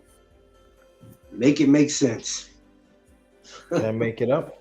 Can't Didn't make you it hear up. the report about the ones that were looking more like us trying to get up out of there, and they say, you can't go, we got to go first? Yeah. Yeah. How Yeah. about that? Unbelievable. Oh, we First of gotta all, go. shouldn't have been over there in the first place. They don't want you over there. Mm-hmm. But that's a whole nother story. But they show us all the time. I'm sorry to carry the conversation in that direction, but I'm just saying, bro. You said, Brother Clarence, you said I'm give you something to think about. I'm supposed to give you something to think about. I'm supposed to. Because it makes me think as well. And as long as my mind is strong enough to think, the body can follow. Yeah. Yeah. Yeah, for y'all that don't know, man, Stormy's deep, man. If y'all ain't never listened to Stormy, man, I listen to him every time he talks, man. Rather if he's in Drew, don't matter what chat he's in, man. If y'all ain't never listened to him, man, y'all gotta take the time because he make you think. But he damn sure made me think just now, man. Yeah. I'm be thinking about this before I go to bed, man. You Yeah, got it's true. It's something to think about. I think that it has to be. We have to have reminders and stuff. And also, brother Stormy B, man, we got something good for y'all coming up in the near future. Watch out for that. Yes, sir. Wayne, I ain't gonna say it's a surprise, but there's a surprise that we got some good stuff coming up in the near future. Watch out for that on his channel and even on my channel. Yes. See, it goes to show that brothers could build. Yes. Brothers could unite. We could work together. Don't listen to these people say, oh, the brothers cannot work together. No. That means they defeated. I work with Clarence. I can work with Stormy B, man, no matter. Because at the end of the day, we black men, so we gotta make sure we look out for each other. Listen, I'm willing to work with anybody with any type of common sense. I'm willing to work with anybody with common sense. You know what I mean? And I'm willing to work with any brother. I don't care what he's talking, what he got going on. I'm willing to work with any brother and talk with him, man. And you know, we can do it. And never let them tell you that we can't do it. Because they're used to a brother being the failure, and we're all not failures. We're not. We all are trying to do something good. I don't care if you have a YouTube channel, if you're on Instagram, if you're on Facebook. We out here trying to do real things, man. You understand? We're trying to show the generation that's coming up now that it's possible for you to make it. If you find something that you love to do, like we love to get on these lives and we love to talk boxing, we love to talk about real life struggles, you can do it. Find something that you love, get a hold of it, and stay with it. And as long as you stay with it, the man upstairs will take you places that you should be, and it's not going to be by accident, man. I'm telling you. Me and Underrated, me and you talked about this, man. When I got involved, Yes, sir. before I got involved in boxing, I was in places I shouldn't even been, man. As soon as I got involved in boxing, here it is. I'm at the Hall of Fame. I'm meeting. I'm just going places, man. You know, I like to say, man, when we put our minds together and our minds are set on something that we want to do, man, can't nobody interfere with that, man. Nobody. Right. And I can tell you, ever since I stopped back doing boxing, this is the Underrated boxing talk number 64. It got slow up. Look what happened. Already, I interviewed a ring announcer. I also interviewed a champion, a bantamweight champion, former world bantamweight people's champion, Kevin Seabrook. How many people could say that? It's all about the grind and be true.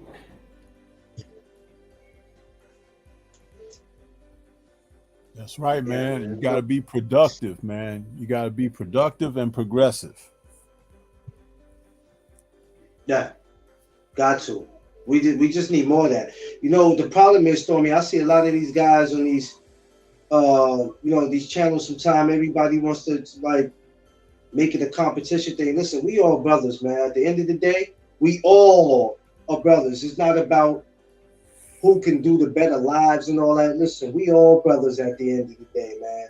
If you look at so many of us got channels out here, and I love it. When I sit back and I look at guys with the channels, I may not agree with some of the things that the guys say, but it don't matter. I'm proud of every single last one of them. Because when one wins, we all are winning. Now, there's times where we might have to correct that brother on what he said. Right. But at the end of the day, one of us win, all of us is winning. I love to wake up in the morning time and see Drew go live. I love it. I love to see Champ Sign. I love to see Blue Blood. I love to see them. I love it. And I brag about it to people who don't know about it. I said, you want to see real brotherhood? Sub to these channels. You never heard Stormy B talk? Sub to him. Well, who's Stormy B? I ain't going to tell you. That's going to spoil you everything. Then you're going to know what to expect when you hear him speak. Just go sub there. So, I love it, man. I love it. And, a lot of these brothers are the reason why I started doing what I was doing. And I listen to Underrated, man. A lot of these brothers are the reason why I'm going to continue to do what I do, man. We out here winning. We all may not have a bond with each other, but one thing that we have to understand, right? It's a brotherhood. This is fraternity. You know what I mean? And we have to keep it going. We got to keep this going, because if we don't keep it going, the worst is going to come. So, we all have to stay on the same page. That's true. That's factual, man. And you know what else about that? It's like you heard me say, even before we got to this place, I said the natural competitive spirit is in man. So the unnatural thing is to be jealous of another man. You know what I mean? But to be competitive, oh, you doing that? You pretty good. Oh, I'm gonna try to do better than you. But it's not like hating what you do. It's like, oh, I want to try to challenge myself. That's nothing wrong with that. That's a natural quality. But to understand why that is more important than being that way. And that, I think, when you have that type of knowledge, when understanding, then you can accept the fact that someone else who's creative can bring forth something good just like you can.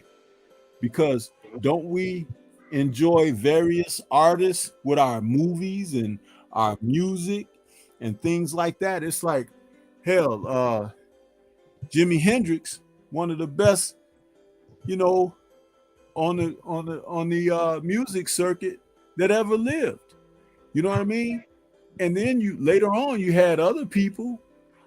You had Prince come along. You had this. It's like that doesn't make one better than the other. It's like it's great to have had them all, because the fact that you can experience that, it leaves room for more growth. Someone else want to aspire to be like them or try to be better.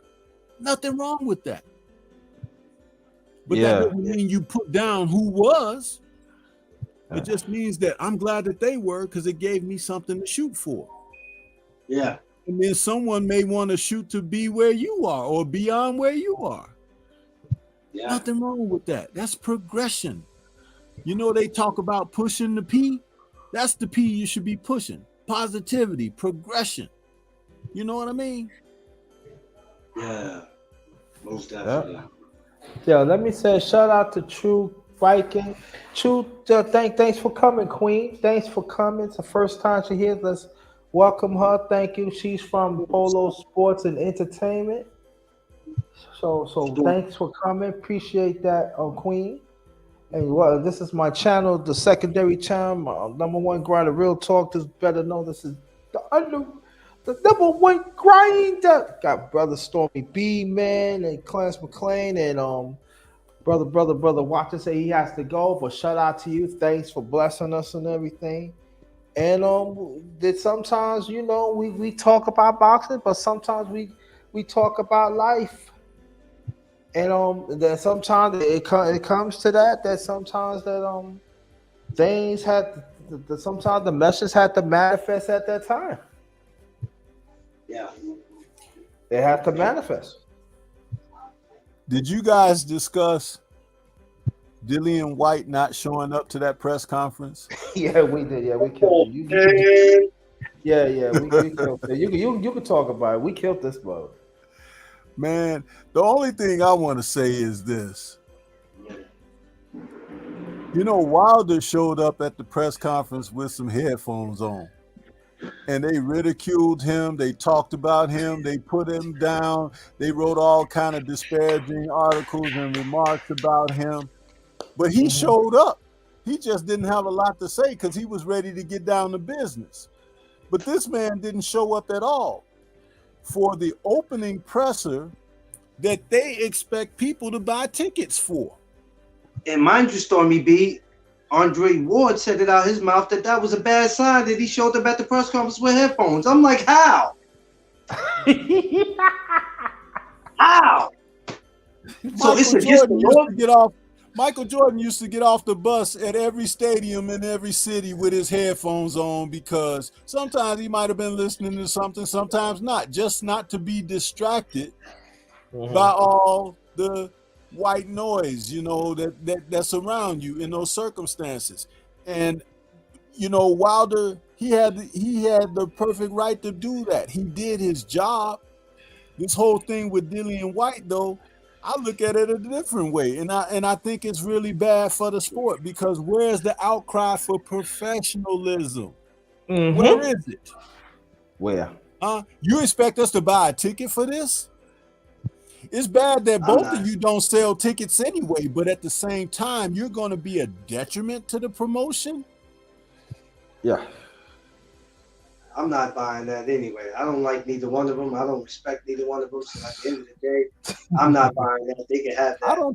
I don't think anyone should buy it. I think it's a trash fight. It's two trash fighters, and who gives a damn? You know what I'm saying? Yeah, it is. I'd rather watch a cockroach and a beetle fight under a damn bath toilet. You know what I'm saying? That's what I'd rather watch. Oh Yeah, God, Story. What you said, I'm not- Story?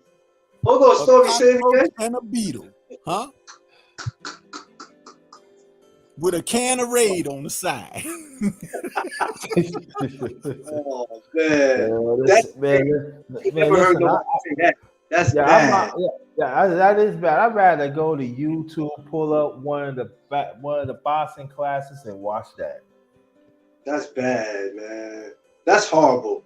If you, Man, hey, Stormy, if you would have said that on ESPN, man, they probably would have cut the camera. Yeah. Fuck. Ain't you glad we ain't on ESPN where you can get the full Monty? Right. Boy, look, I can see them. Cut the camera. Cut the camera. Man, listen. I see some roast dancing sometimes, man. Hey, spray, hey, dance, man, dance. There you go. Do the moonwalk. Living off the wall. Go ahead. Watch it. But listen, I'll say this much.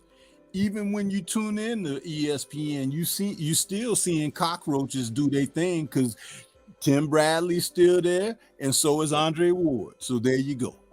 And also don't they do quack, boy. They quackity quack. Man, they quack. I'm telling you. I mean, they waffle more than them roaches after you done sprayed them 2 times, huh? The way they flopping around with their decisions and the stuff that they say. Did you hear Ward trying to say he had Taylor tight in that fight with Catterall? Yeah, I don't know how. I don't know what he was. What the hell was he watching, bro? I don't know what he was watching. I saw that. I looked at the highlights. That was ridiculous, man. And then you want, okay, this is professional analysis. Really? You can't make this up. You can't. I'm like, what fight was you watching, brother? Go back to the. Taylor was getting beat from start to finish.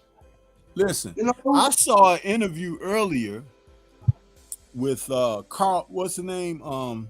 Frampton. Yeah. He was interviewing Tyson Fury. And both of them know the guys. Both of them know both guys, Catterall and Taylor.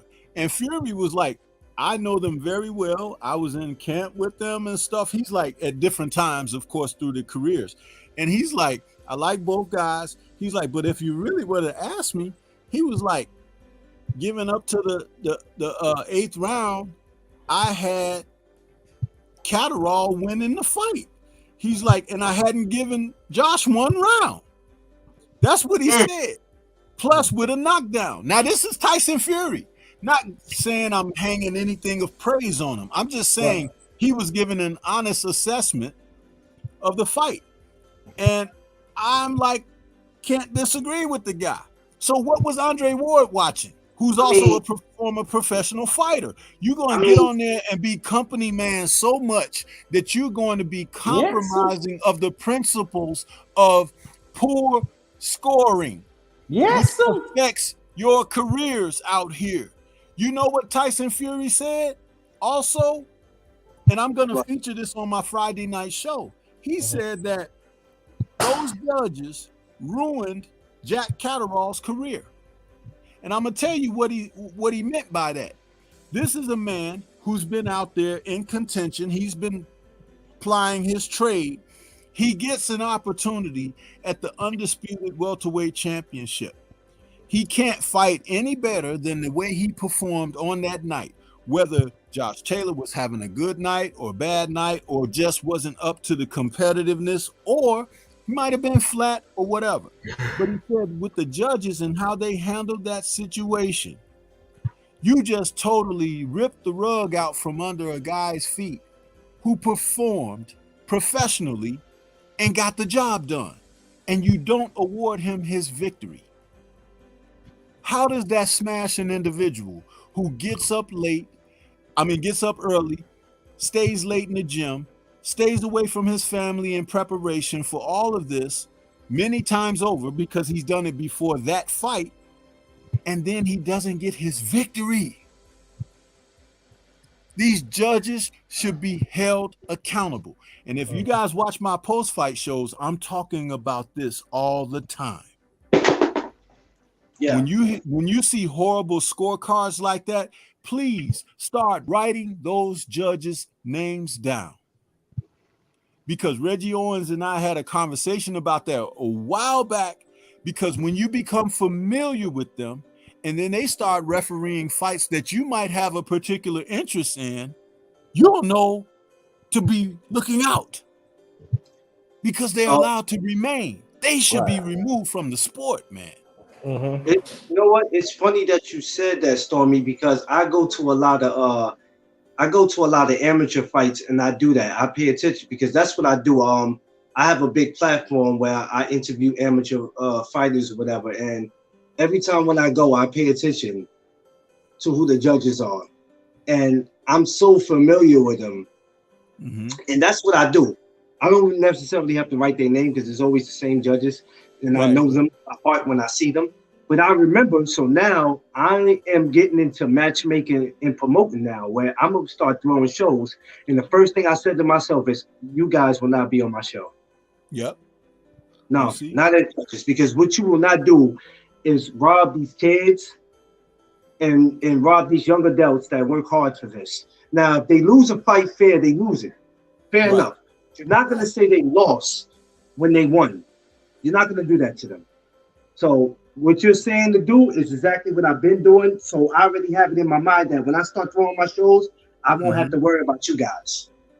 That's great because, again, when you start taking note like that, and I always encourage anyone who listens, I say, don't be lovers of the individual. Love the sport because your love for the sport will help the sport stay afloat.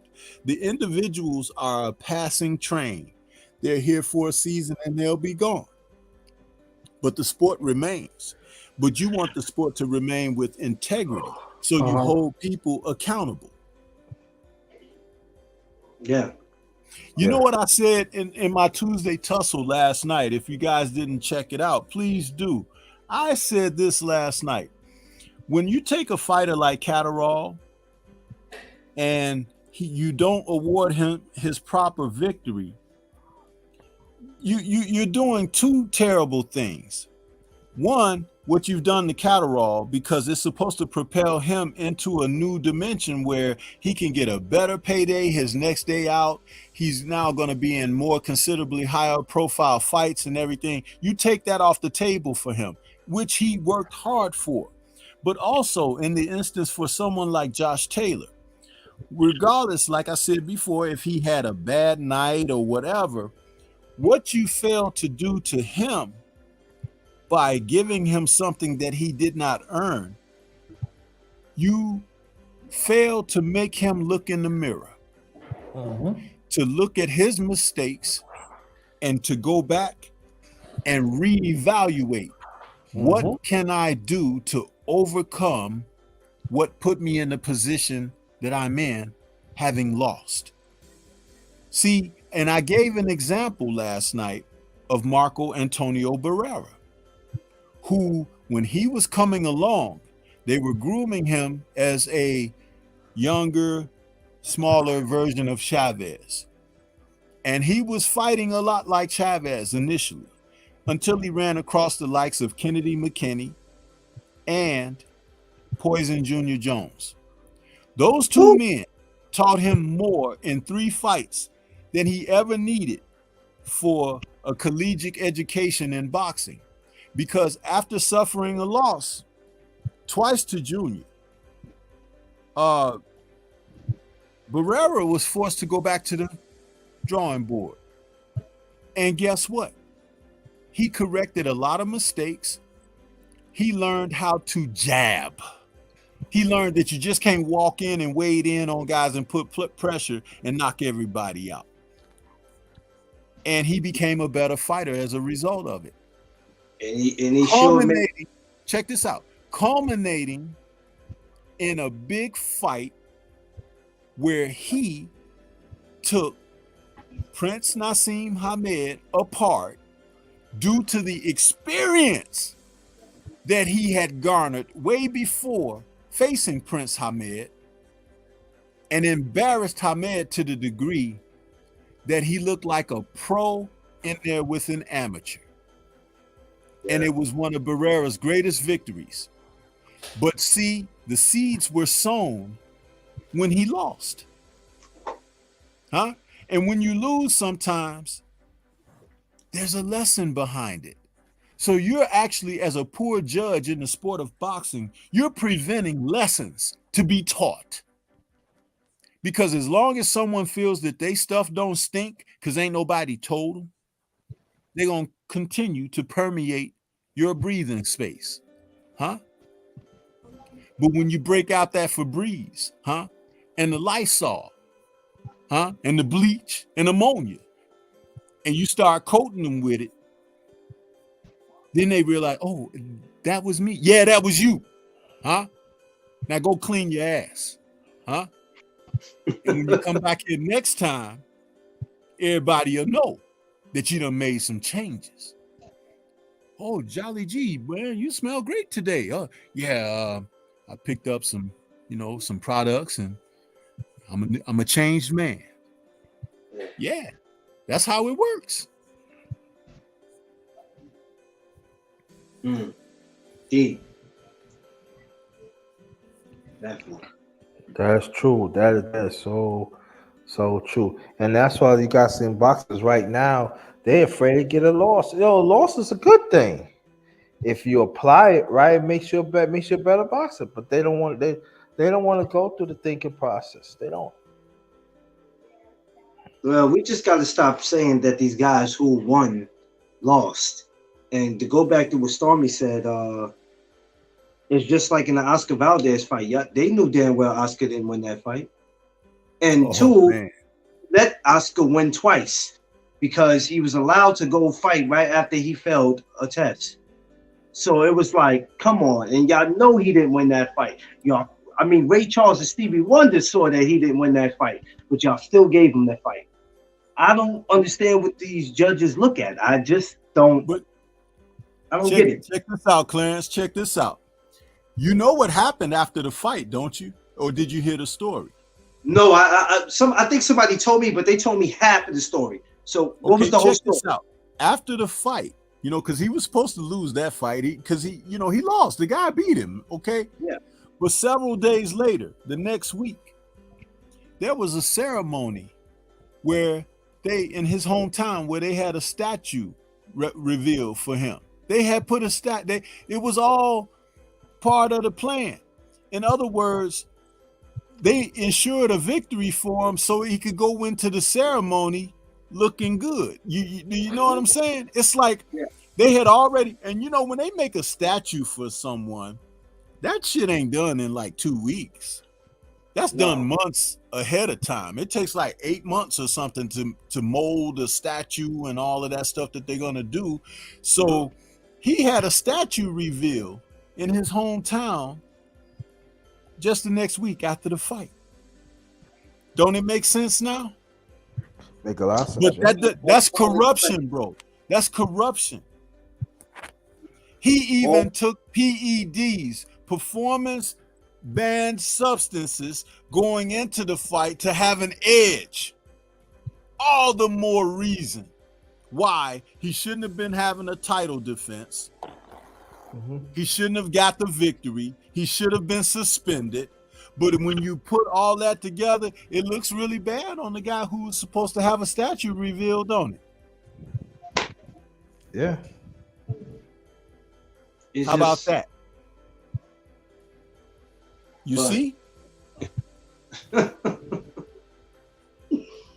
I'm telling you, man, you can't make this stuff up, bro. You can't make it up. This is why you got to be. Listen, you think ESPN would talk about that? Nope. They ain't touching that. They ain't touching it. They ain't going nowhere near it. Nope. We ain't touching it. We'd rather talk about LeBron getting booed. Look at Furry. 2,500 to eat a dirty wild animal. They know what's going on. and he's still fighting. Oh man, you can't make none of this up. If we A could, dirty animal, a dirty. He paid a farmer a lot of money so he could put that dirty animal in his dirty animals in the system. hey, And how about they had revoked his license in the UK, but it's okay for him to fight there now? Everything's hunky dory now? Right. listen, if they don't get a grip, boxing is going to lose. They are going to lose if they don't get a grip. It's not that they don't see what's going on. They see what's going on. They just don't give a damn because they think they got this all under control. But if they don't get it together, man, they're already flopping. They're already flopping. I mean, it's people say they wish they can go back to the old days. I wish we could too, but we're not going back to those days. We're never going to go back to those days. But at the same time, does that mean because we can't go back to those days, we just got to leave it at what it is and accept it? So we supposed to keep paying for these $75, $80 pay-per-views. That's not $75 or $80 pay-per-views. They really should be $29.99. They should be worth a damn 6-pack, man. These pay-per-views that they have in the day, man, ain't worth nothing, bro. Seriously. No, they're not. They are not. And I told Underrated, sometime I'll go ahead and I'll order them anyway when I'm saying I'm not, because, I be needing something to look at on the Saturday. But I told them for now, the next pay-per-view that I'm ordering is Earl Spence and Ugas, or anything after that don't mean a damn thing to me. Oh, Canelo's fighting May 7th. I don't care. Not ordering it. Well, Tyson Fury, not ordering it. Not ordering it. So if Crawford and Spence don't fight, I won't be ordering nothing. Just not gonna do it. Oh, and hopefully they fight in the wintertime. Hope. Well, that's all we can do is sit back and hope. You know what I mean? That's all we can do. That's all we can do is just hope. But these pay-per-views that they're making us pay for that we shouldn't pay for, and all these ESPN apps and all this, and then you got to deal with the zone and they crap. It's none of it is really worth it. It's not. They're making us come out of our, well, they're not making us, but we're coming out of our pockets because we want to, we want to see good fights, and y'all not giving us what we want. Y'all just giving us anything just to keep our mouth shut. You know how when a baby cries and you want to shut them up? But you're not going to give that baby exactly what that baby wants. You'll just give that baby, you figure you can give that baby anything. Let me just give him some. He wants a Butterfinger. I'm just going to give him some Lay's potato chips and just hope that he shuts up. But that's not what he wants. He wants what he wants. You know what I mean? And that's what it is. We want what we want, and they're just refusing to give us that. So the Earl Spence and the Ugas comes up. Okay, what's after that? We got Shakur Valdez. That's not pay-per-view, but that's cool. We got that. But you have to keep it coming. You can't half step in this sport. You got to keep coming. For the rest of, we got 9 months to go before this year ends. You have to keep bringing us all the fights that need to be seen, and stop taking what you think is a great fight and putting it on pay-per-view and calling it pay-per-view. You can't do that because you're robbing us. So until we can get those fights that we supposed to have on pay-per-view, I'm just not gonna support it. Right. Yeah. The way it's gotta be. Hey, Underrated. Look, man, I love you, man. I was finally glad to get I'm getting ready to close it. Make a last tomorrow, so Story B, man, and I'm gonna make my last tomorrow. All right. I want to say shout out to my brother, the underrated one, the number one grinder, the best kept secret on YouTube. Go sub to him. Please go sub to my brother, Story B, if you haven't. So sub to him. I believe I subbed to him already. Yes, I did. So I don't have to check. Y'all can catch me. Of course, I don't have a YouTube channel, but y'all all can catch me on Facebook. Please check my group, McLean's Promotion. Check me on IG. I have another platform, the No Doug Zone podcast. Man, I'm always up there talking amateur boxing, but I also talk a little professional boxing. And like Underrated one, I talk about real struggles in real life. So when you get a chance, please go over there and check them out. Yeah, let me say this, Brother Clarence. You can hit me in my Gmail. It's StormyBman@gmail. You can hit me at that at any time. To establish some communication and some support there. And I can even invite you on my panel, when I have another panel going. So we'd love to have you on there. Appreciate it. Thank you so much. I would love to be there. Thank you so much. And my final thoughts are underrated. Sorry again for my tardiness, but it couldn't be helped. I was getting off work when you sent the link, but glad to be on here with you, show some support, and we got some things coming in the future to share with the people. But anytime I can come and show support, and we talk this good sport of boxing, man. I'm available. I'll do it. So I want to say salute to everybody out there listening. Those who catch the replay. Support the brother, the number one grinder, because that's what he does, and he does it the right way. So we're here, man. We working.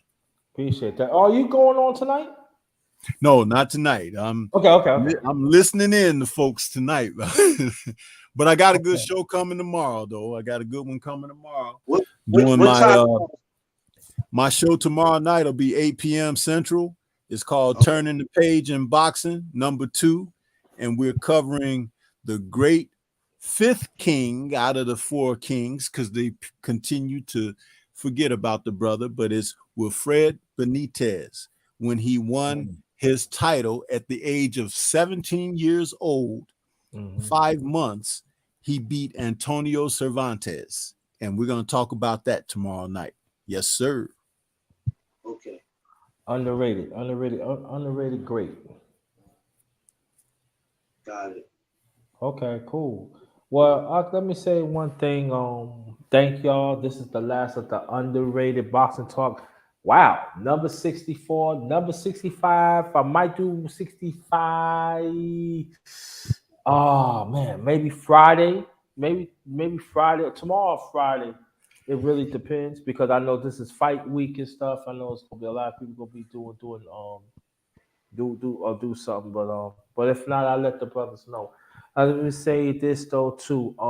This anybody that is suffering, just put God first in your life, and everything be all right. And just remember, anybody that is travel to your destination or home, if you're single or you're married or you're in a relationship or you friends or you getting it on buddies and all like that. Just remember, take extra safety precaution out there the best way you can, because the climate out there is real and we don't want nothing to happen to y'all.